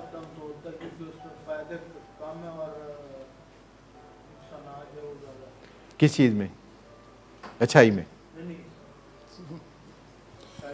नहीं, हम बात ये कर रहे हैं कि हमारा ये एतमाद कब दम तोड़ देता है कि सीधी ज़िंदगी में कोई फ़ायदा नहीं। आप लोगों को कहते हुए सुनते हैं ना, आप लोगों को कभी कभी कह कोई नहीं, पलेदा ज़माना नहीं। मेरे ख्याल से जब आप होता है, जब आप फ्यूचर की खुशी अपने किसी ड्रग या किसी तरीके से आप अपने इंटरनलाइज कर लेते हैं, तो ये आपका एतमाद तब टूटना शुरू होता है कि अगर मैंने फॉर एग्जांपल पूरे दिन में 100 फ़न करना है, कर सकता हूँ मैं, अगर मैं 300 आज ही कर लूँ किसी चीज़ की भी मदद से, तो आपका ये एतमाद ख़त्म होना शुरू हो जाता है, क्योंकि 100 आपको कुछ लग नहीं रहा होता। वो जो आपका going out of the comfort zone and coming back in जो है वो बहुत इंपॉर्टेंट कॉन्सेप्ट है। उससे ये एतमाद टूटता है कि फ़न आफ्टर फ़न जो है वो मुझे देगा, और फिर आपको ज़ाहिर बात है उसके लिए कोई मसनूई कॉफ़ी, चाय, अल्कोहल, कोई भी चीज़ आपको लेनी पड़ेगी, ये उस टाइम टूटता है। और ये जो आई थिंक जब ड्रग्स कर लेते हैं तो ये एतमाद टूटता है कि ड्रग के बगैर कोई मज़ा था, क्योंकि ड्रग्स एक माइटी पावर है और वो एक जाली सा एक मज़ा आता है, और आहिस्ता आहिस्ता बंदे के ज़हन में ये आता है कि अच्छे रस्तों में कोई मज़ा नहीं है, और एडिक्शन में जब बंदा गिर जाता है और उससे भी ज़िल्लती मिलती है, उससे भी बदनामी मिलती है, उससे भी तकलीफ़ें मिलती हैं, तो फिर बंदा कहना शुरू हो जाता है कि मैं बेहतर हो जाऊं तो अच्छा है। लेकिन इंसान का जो डायग्नोसिस है, डिफरेंशियल डायग्नोसिस, ये लफ्ज़ याद रखिए, डिफरेंशियल डायग्नोसिस, चीज़ों में फ़र्क करने का डायग्नोसिस। डिफरेंशियल डायग्नोसिस जो है इंसानों का, जब ये मजबूत हो जाता है तो आपको चीज़ों में फ़र्क करने की आसानी हो जाती है। जहाँ हमारे आपको पता है बहुत सारी वीडियोस बनती हैं, लाइव स्ट्रीमिंग होती है, और उसमें कुछ लोग हैं जो फिर उसको एडिट करते हैं, यानी कुछ लोग उसको एडिट करते हैं, हमारे आईटी डिपार्टमेंट के लोग एडिट करते हैं। जैसे 1.5 घंटे की वीडियो को वो पहले 1 घंटे की वीडियो में एडिट करके छोटा करते हैं, फिर उसे 45 मिनट्स की वीडियो, फिर उसको 30 मिनट्स की वीडियो, फिर 20 मिनट्स, फिर 12 मिनट्स, फिर 8 मिनट्स, फिर 2 मिनट्स और 20 सेकंड्स, और फिर 90 सेकंड। ये सारे एक्सरसाइज में वो गुजरते हैं। तो पिछले कई सालों से ये काम जब मैं होते हुए देखता हूँ, और जो लोग ये काम करते हैं, तो मैं ये देखता हूँ कि कई वजह से वो बंदे बड़े लाजवाब बन जाते हैं, यानी उनका डिफरेंशियल डायग्नोसिस बहुत ठीक हो जाता है, क्योंकि ये सारा काम है जिसमें आपने एक मंज़र देखना है और एक और मंज़र देखना है, और आपने सोचना है कि ये मैं छोड़ दूँ कि रख लूँ, ये मैं छोड़ दूँ कि रख लूँ। हर वक्त आपका ज़हन इस तरह चल रहा है। अरसलान, आप कुछ बता सकेंगे कि ये ज़हन में चल रहा होता है कि छोड़ दूँ कि रख लूँ, छोड़ दूँ कि रख लूँ? अच्छा, तो उससे आपका ब्रेन क्या लर्न करता है? आपका ब्रेन ये लर्न करता है कि अच्छी चीज़ कौन सी है, उसको रखना है, और बुरी चीज़ कौन सी है, उसको छोड़ देना है। जी, इधर तो कोई बुरी चीज है ही नहीं कि जिसको नहीं, अच्छियों में से अच्छी चीज को वही यूँ समझ ले कि अच्छी में से ज़्यादा अच्छी, ठीक है ना? उसको रिफाइन कैसे किया जाए, क्योंकि फ़िक्रे होते हैं, कुछ फ़िक्रे इन्हें पता होता है कि ये फ़िक्रा रखूं कि इसकी जगह ये फ़िक्रा रखूं। अच्छा, जब हम ज़िंदगी में भी ये चॉइसेस करते हैं कि ये अच्छा काम है ये पकड़ लूं, और ये अच्छा काम नहीं ये छोड़ दूं, तो आहिस्ता आहिस्ता आपका जहन इस जानिब चलना शुरू हो जाता है। आहिस्ता आहिस्ता फिर ये सारा दिमाग इस जानिब चलना शुरू हो जाता है कि आप कोई भी चीज़ सामने आएगी ना, तो आप अनकॉन्शियसली, लाशौरी तौर पर अच्छी चीज़ को रखेंगे, कम अच्छी चीज़ को, चले बुरी चीज़ नहीं कहते, कम अच्छी चीज़ को आप छोड़ देंगे, अच्छी चीज़ को रखेंगे, कम अच्छी चीज़ को छोड़ देंगे। और ये जो अखबारों के एडिटर होते हैं, ये क्या करते हैं भला? ये भी यही काम करते हैं। अखबारों के जो एडिटर होते हैं, उनके सामने चीज़ें आ रही होती हैं, तो वो कह रहे होते हैं ये रख लो, ये छोड़ दो, ये रख दो, ये छोड़ दो। तो अल्टीमेटली आप किसी भी काम में, किसी भी बिजनेस में, ज़िंदगी के किसी भी हिस्से में चले जाएं, जब मुझे बताए कि आप रिश्ते देख रहे होते हैं अपने बच्चों के, तो आप क्या कर रहे होते हैं? जी, डिफरेंशिएट कर रहे होते हैं ना। तो अगर सिर्फ इसी सलाहियत पे आप काम करना शुरू कर दें कि अच्छी चीज़ रखनी है, कम अच्छी चीज़ छोड़ देनी है, पिक एंड चूज़ करना है, पिक एंड चूज़। आप जब गुलाब का फूल तोड़ते हैं तो आप कहते हैं कि कांटे ना साथ आएँ, कांटों को छोड़ना है। तो अल्लाह ताला ने हर चीज़ के साथ एक चीज़ रखी है ना। कोई बंदा आपके साथ बेवफाई करता है तो आप कहते हैं कि यार इसकी जगह और बंदा है जो बेवफाई नहीं करता, इसकी बजाय 10 बंदे हैं जो बेवफाई नहीं करते, तो आपका रुख उधर मुड़ जाता है। जो बंदा आपसे बिट्रेल करता है आपका रुख उससे हट जाता है।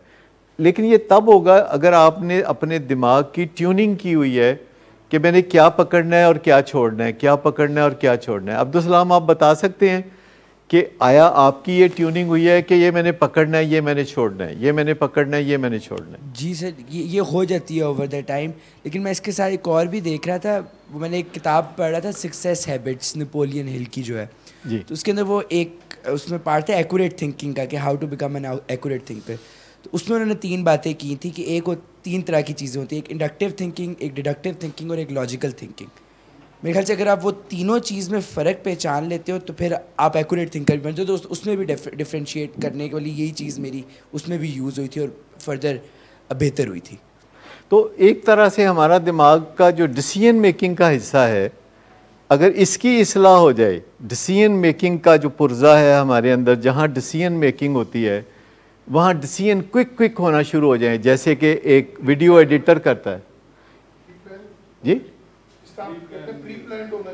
मतलब वो आपको एक रिफ्लेक्सेस डेवलप हो जाते हैं।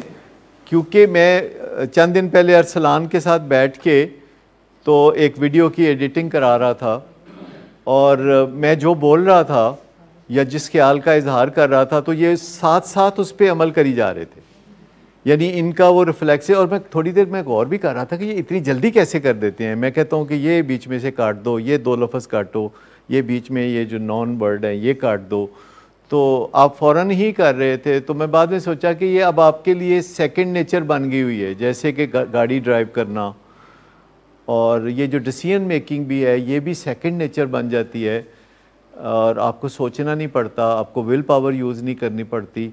आपको पता होता है कि ये मैंने करना है, ये मैंने नहीं करना, ये मैंने करना है, ये मैंने नहीं करना। और अगर आप ऐसा हो जाते हैं तो आपको कहा जाता है कि आप एक्चुअलाइज्ड हो गए हो। एक्चुअलाइज्ड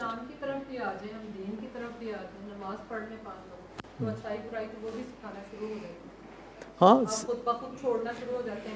सारे मज़ाहब ऐसे ही होते हैं, सारे मज़ाहब तरीका नहीं है कि हम दीन की तरफ आके इन चीज़ों को छोड़ दें। पर उसके लिए देखें, अगर हम कहें कि सेल फ़ोन हम इस्तेमाल करें कि ना करें तो आप क्या कहेंगे?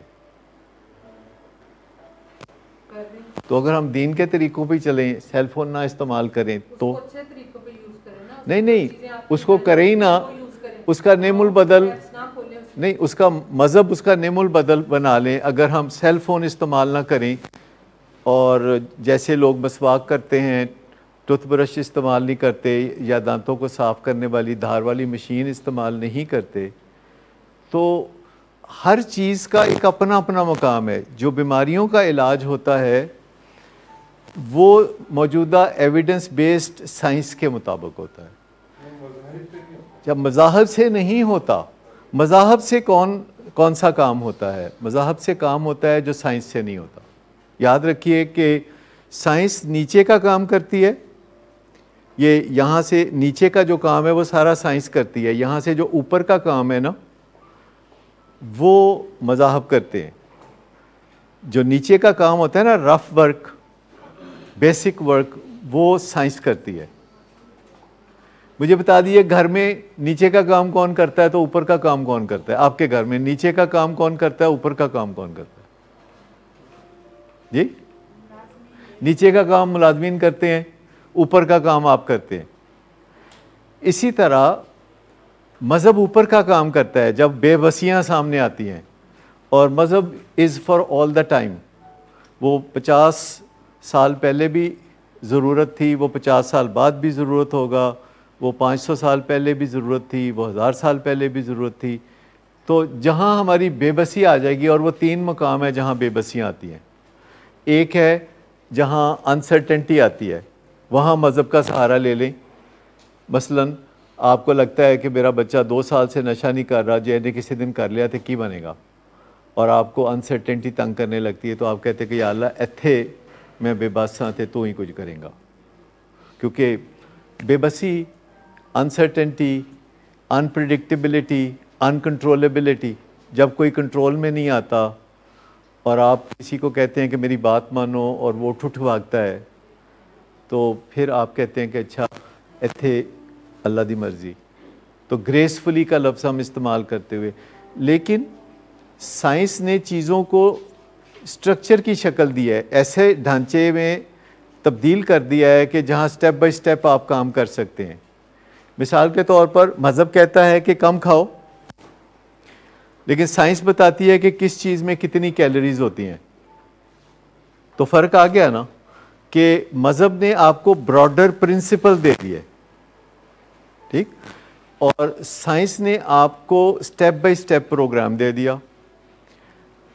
और मज़हब के बारे में और साइंस के बारे में दो बातों को हमेशा याद रखिए कि मज़हब के बारे में आप एविडेंस नहीं सीख करते, साइंस के बारे में आप एविडेंस सीख करते हैं, आप सबूत मांगते हैं। और मज़हब में आप सबूत नहीं मांगते, तो दोनों को मिक्सअप नहीं करते। या तो कोई चीज़ साइंस करेगी, तो या तो कोई चीज़ फिर मज़हब करेगा। पहले कौन सी ट्राई करेंगे? पहले साइंस ट्राई करेंगे, ठीक। देखिए, जो भी काम है पहले आप छोटी जगह से ट्राई करेंगे, ठीक है ना। जो भी काम होगा पहले कोई निकाह करेगा, कहते जा निक्के चाह फाड़ लिया दोगे, ठीक। हाँ, जल्दी से वापस आए। तो याद रखिए कि चीज़ों को गड़बड़ नहीं करना, गड़बड़ नहीं करना, चीज़ों को बिल्कुल अलग-अलग रखना है।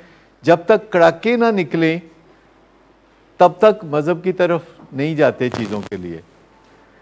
जब बिल्कुल बेबसी आ जाए, बिल्कुल चारों शाने चित्त हो जाएं, तो फिर उसके बाद आता है वक्त जब चारों शाने।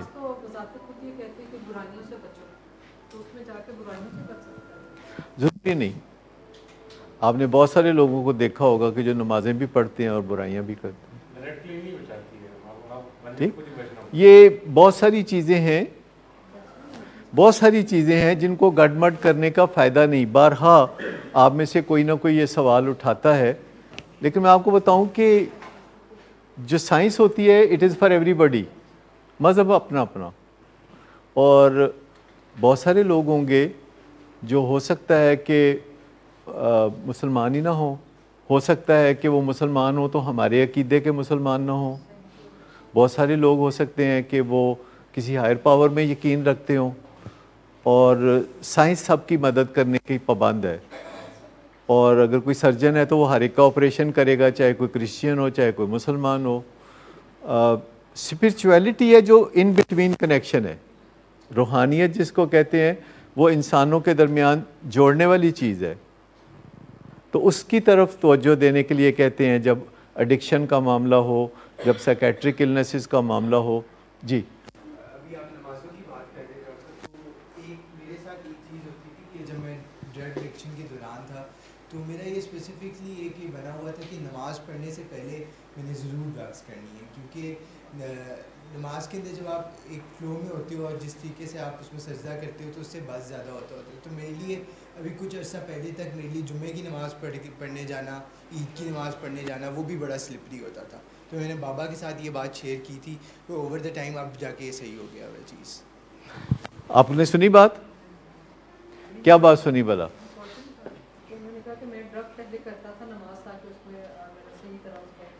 हाँ, और कहते हैं कि जब मैंने ड्रग्स छोड़ी और मैं जुमे की नमाज़ पढ़ने जाता था तो उस दिन मुझे क्रेविंग होती थी।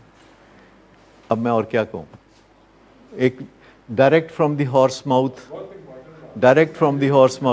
लेकिन मुझे बताइए कि जुमेरात वाले दिन अगर शाह जमाल चले जाएं आप तो क्या होगा?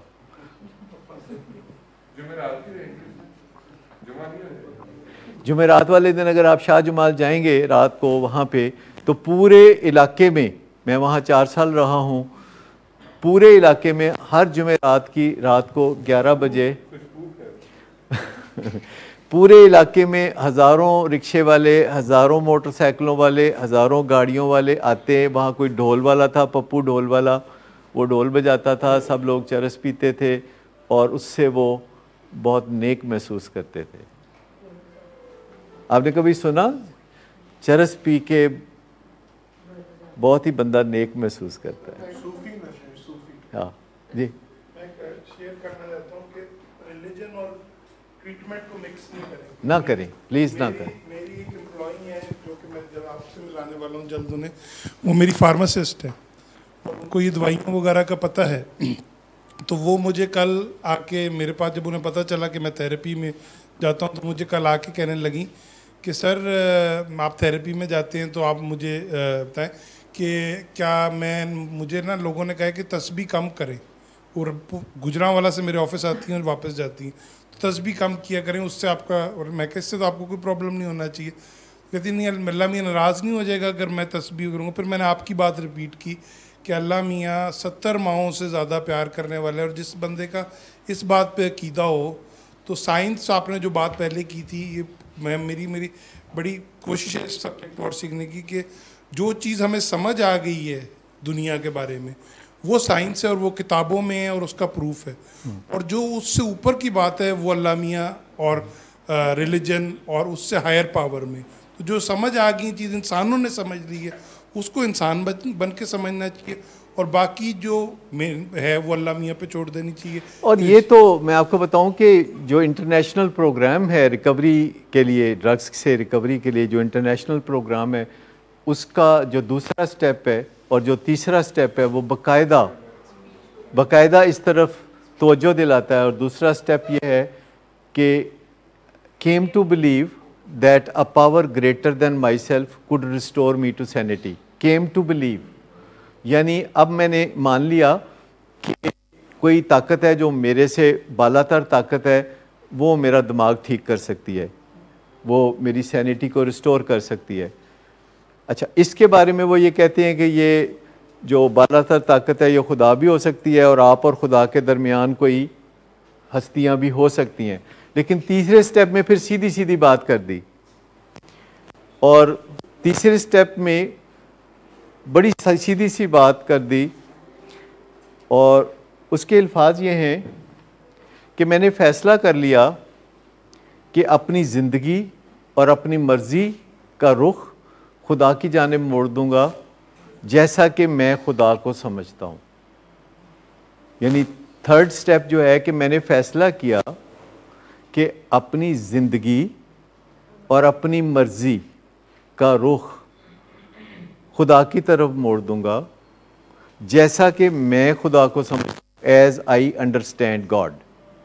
सब कुछ इंक्लूड हो गया ना इसमें, मुसलमान के लिए भी, ईसाई के लिए भी, जापानी के लिए भी, हिंदुस्तानी के लिए भी। हमें जो कंफ्यूजन आती है, साइंस जो है वो आपको रिलीजियस से दूर नहीं करती, ये हमारे में इंडल्ज होने की जरूरत ना दूर करती है ना नज़दीक करती है, वैल्यू न्यूट्रल। ये वैल्यू न्यूट्रल है, साइंस वैल्यू न्यूट्रल है। साइंस की मदद से आप अच्छे काम भी कर सकते हैं, साइंसी की मदद से आप बुरे काम, साइंस की मदद से आप एटम बम भी फेंक सकते हैं, और साइंस की मदद से आप दुनिया में अमन भी ला सकते हैं। ये जो CNN टेलीविज़न दुनिया में है, जब CNN टेलीविज़न बना था तो टेड टर्नर उसका मालिक था, तो किसी ने उसको पूछा कि ये तुम्हारे इतने बिजनेसेस हैं तो तुमने ये टेलीविज़न क्यों बना लिया? तो उसने कहा कि ये तो असल काम है जो मैं कर रहा हूँ। कहते इससे क्या करोगे तुम? कहते इससे मैं 2 काम करूँगा। कहते एक तो मैं दुनिया में से पावर्टी ख़त्म करूँगा, इससे पावर्टी यानी गुर्बत ख़त्म करूँगा, और दूसरा मैं दुनिया में पीस लाऊँगा। और फिर उन्होंने करके दिखाया, कि दुनिया में उस वक्त जब कि CNN शुरू हुआ था और अब उन्होंने इसमें जो खिदमात अंजाम दी हैं, अगर कोई नोबेल प्राइज़ होता तो CNN को मिलता। उन्होंने पॉवर्टी ख़त्म करने के लिए, बीमारियां ख़त्म करने के लिए और दुनिया में पीस लाने के लिए एक साइंटिफिक वर्क इसके साथ किया। जो तीसरा स्टेप है उसमें कहा कि मैंने फ़ैसला किया। अच्छा, अभी अमल कोई नहीं किया। तीसरे स्टेप में वो सिर्फ कहते हैं मैंने फ़ैसला किया कि अपनी ज़िंदगी और अपनी मर्ज़ी। अब देखिए 2 चीज़ें हैं, एक आपकी ज़िंदगी, एक आपकी मर्ज़ी। और ज़िंदगी का रुख खुदा की तरफ मोड़ना, खुदा की तरफ मोड़ने में थोड़ा फ़र्क है। दोनों में से पहला काम कौन सा है कि मर्ज़ी का रुख खुदा की मर्ज़ी की मर्ज़ी, जिससे कि आहिस्ता आहिस्ता ज़िंदगी का रुख भी उधर ही मुड़ जाएगा। और खुदा कौन सा? जो आपकी अंडरस्टैंडिंग का खुदा हो, the God as you understand God. और वो जो आपकी अपनी मर्जी का खुदा है, क्योंकि हमारे दिमाग में एक गॉड सेंटर भी है। आपको पता है साइंस ने ये डिस्कवर किया है कि हमारे दिमाग में एक गॉड सेंटर भी है, कि अगर साइंसदान उसको स्टिमुलेट करें तो बंदा जो है वो ज़्यादा मजहबी हो जाता है। क्या आपने कभी देखा जी? जैसे कि कई दफ़ा कई लोग ऐसी बातें भी करने लगते हैं जो कि बहुत ज़्यादा बज़ाहिर लगता है कि ये रिलीजियस हो गए हैं, वो नफल पढ़ने ज़्यादा शुरू कर देते हैं, वो नमाज़ें, तो वो केमिकल इम्बैलेंस उन्हें उधर ले जाता है कि उनका जो गॉड सेंटर है वो स्टिमुलेटेड हो जाता है, और जब उनको मेडिसिन देते हैं तो फिर वो दोबारा वो ठीक हो जाते हैं, जब उनका केमिकल इम्बैलेंस ठीक किया जाता है। तो जी जी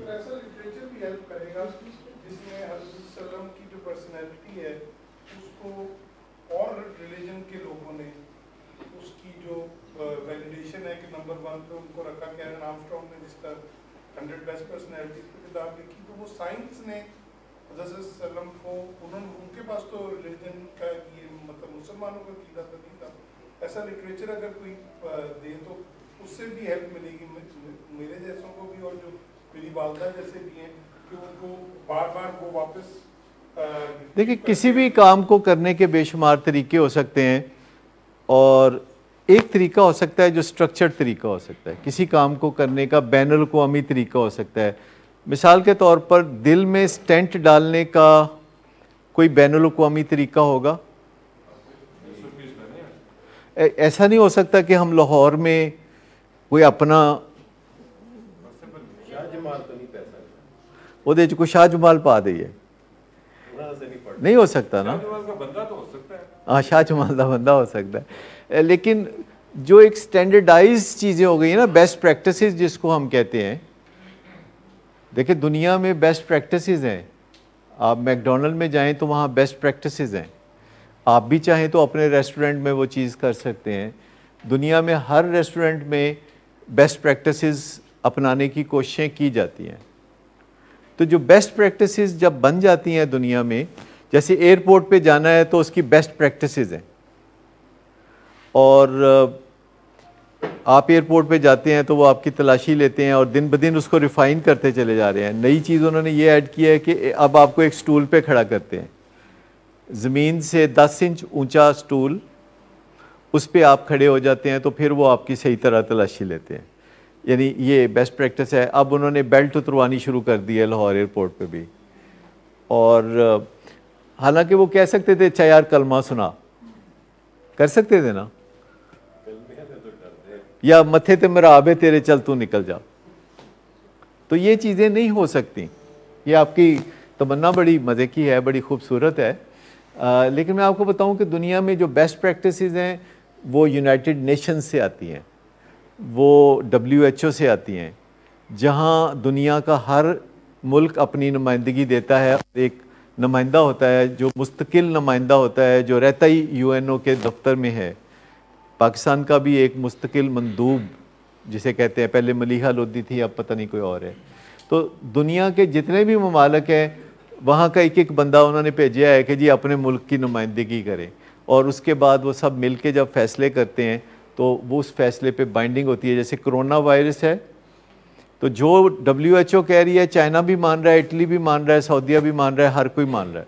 सऊदीया में उन्होंने उम्रा रोक दिया, आपको पता है, उम्रा रोक दिया। आप मुझे बता सकते हैं उनके उम्रा रोकने की वजह कि उम्रा नहीं होगा? उन्होंने कहा लोकल भी नहीं जाएगा उधर। अब मुझे बताएं कि ये कोई छोटा फैसला है? आप बताइए, छोटा फैसला है कि यानी जहाँ हर वक्त रौनकें, दिन रात रौनकें और लहर बहर थी, तो उन्होंने कहा स्टॉप इट। और फैसला कहाँ से आया? WHO ने कहा है कि रोक दीजिए। ठीक, तो इसका कोई हल मुझे मजहबी बता सकती हैं आप कि वो ना रोकते उम्रा, कोई मजहबी हल कर लेते इसका? नहीं तो वो अजवा खजूर दे देते हर एक को जाते जाते। तो फिर साइंस को मान गई ना?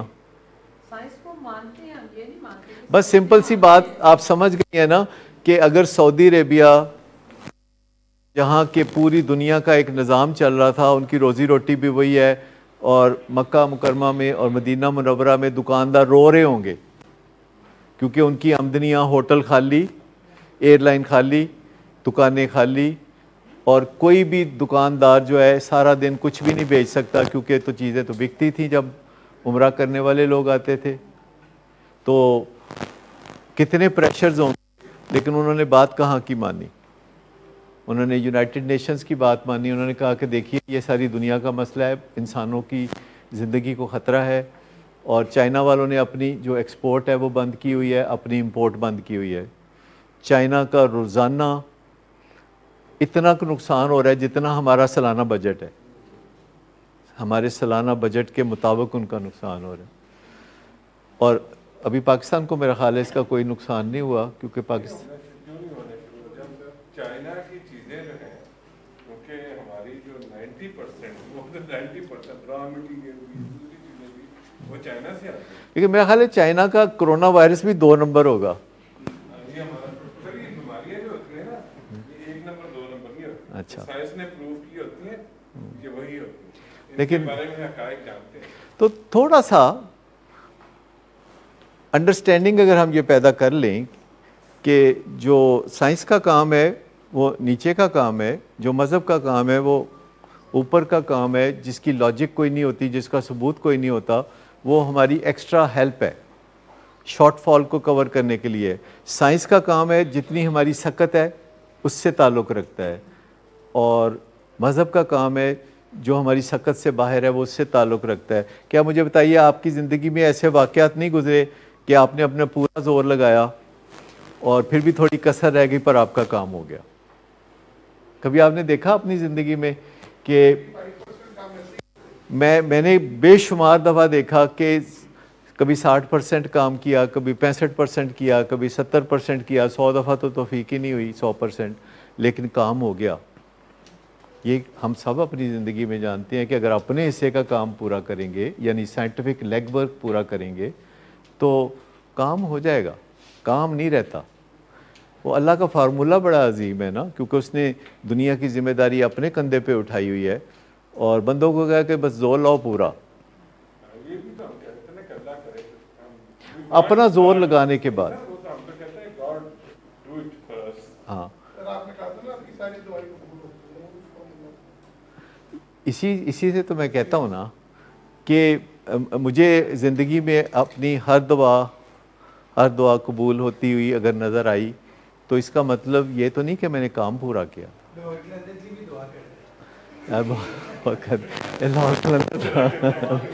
एक मामला वैसे दिल बहुत करता है लाहौर कलंदर जीते, और ये सिर्फ मेरा नहीं करता, ये पूरे पाकिस्तान का करता है, कराची वालों का करता है।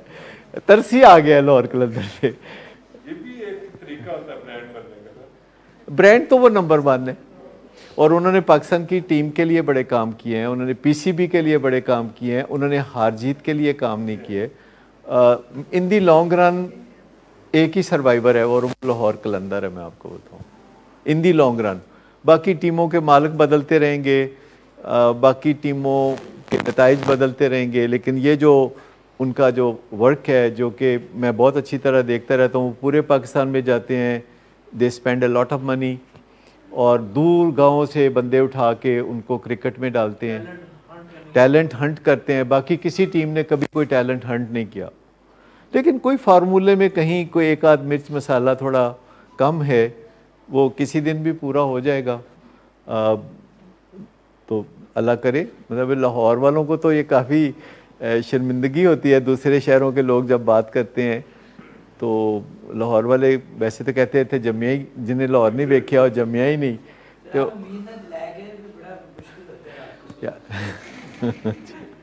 नहीं, वैसे मैं आपको बताऊं कि मुझे कोई शक नहीं है कि वो कामयाब होंगे, क्योंकि वो वाहद हैं जो जिद्दोजहद में यकीन रखते हैं और जीत में नहीं यकीन रखते। जिस दिन जीत में भी यकीन रखना शुरू हो गए तो जीत जाएंगे। फिलहाल वो चस्का ले रहे हैं इस सारे स्ट्रक्चर का, जैसे ख़वातीन आपको पता है चस्का लेती हैं किचन में खाना बनाने का।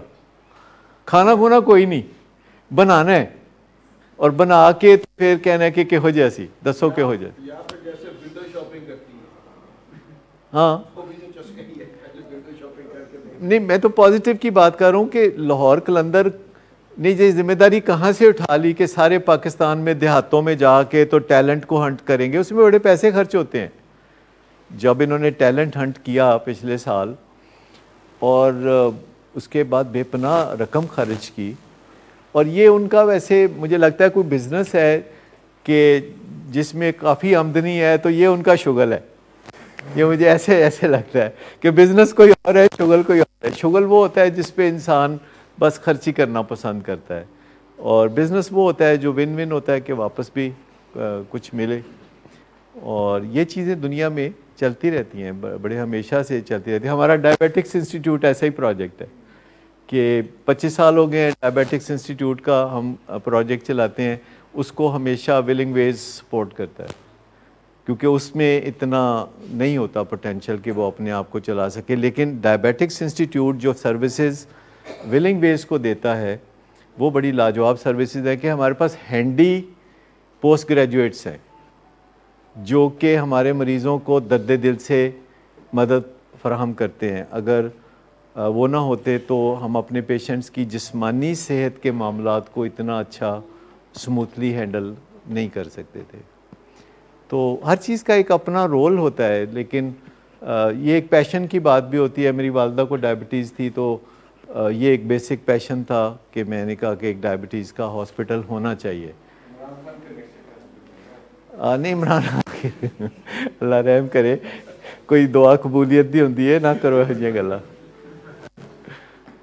तो आज का जो हमारा टॉपिक है उसमें एक बात याद रखने की है कि रिकवरी का तरियाक या रिकवरी की दवा, वैसे तो दुआएं भी करते हैं आप, लेकिन रिकवरी की दवा जो है वो है कि अपने प्यारे के साथ बद के साथ देखते हुए सच्ची बात शेयर करें कि तुम्हारे ये हालात थे, तुम ये करते थे, तुम वो करते थे। और ये इसका अंदाज़ वो नहीं होना चाहिए जो यूजुअली घरों में होता है ताने देने का। नहीं, बाकायदा बैठें जैसे टेबल कुर्सी पे चाय पीने बैठते हैं, और पता हो दूसरे को भी पता हो कि मेरे साथ इंटरवेंशन डाटा प्रेजेंटेशन होनी है और मैंने उसको रिसीव करना है। और ये इज़्ज़त बेइज़्ज़ती का खेल नहीं, ये शफा का खेल है। और जब 2 3 4 दिन 5 दिन करते हैं तो मेरा ख्याल है बंदा समझ जाता है। हर रोज़ तो नहीं तकलीफ़ होती। क्यों जवाब? जब इंटरवेंशन डाटा बार बार प्रेजेंट होता है तो तकलीफ़ उसमें से निकल जाती है और शिफा उसमें दाखिल हो जाती है। सीखने का अमल ज़्यादा हो जाता है। मतलब अगर आप फॉर इंस्टेंस पहले दफ़ा सुनते हुए थोड़ा रोते हैं, तकलीफ महसूस करते हैं, अगली दफ़ा सुनते हुए आप रोएंगे नहीं, लेकिन उसमें से जो इम्पोर्टेंट बातें हैं उनसे सबक हासिल करें। लेकिन बुनियादी अंसर यह है कि आपको पता हो कि ये हो क्या रहा है। फैमिली को भी फायदा है। नहीं, फैमिली को भी पता होना चाहिए, पेशेंट को भी पता होना चाहिए कि ये हो क्या रहा है। ये जो इंटरवेंशन डाटा प्रेजेंटेशन है ये टीके की तरह है, ये कोई विटामिन है, ये चीज़ क्या है, ये खमीरा गौज़बान है, क्या है ये?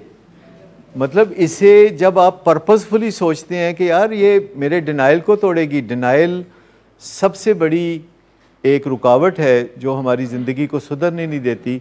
हम डिनाइल में होते हैं, खुद फरेबी के जाल में फंसे होते हैं, और जब तक हम खुद फरेबी के जाल से नहीं निकलेंगे बात कैसे बनेगी। और आखिरी बात यह कि जब आज आप ऊपर जाएं तो कोई भी बंदा जो यूफोरिक रिकॉल और पुरानी नशे की बातें करे तो उन्होंने ठीक ठाक सुना दी है, बस समझो कल ताड़ी छुट्टी हो जाएगी। Thank you very much.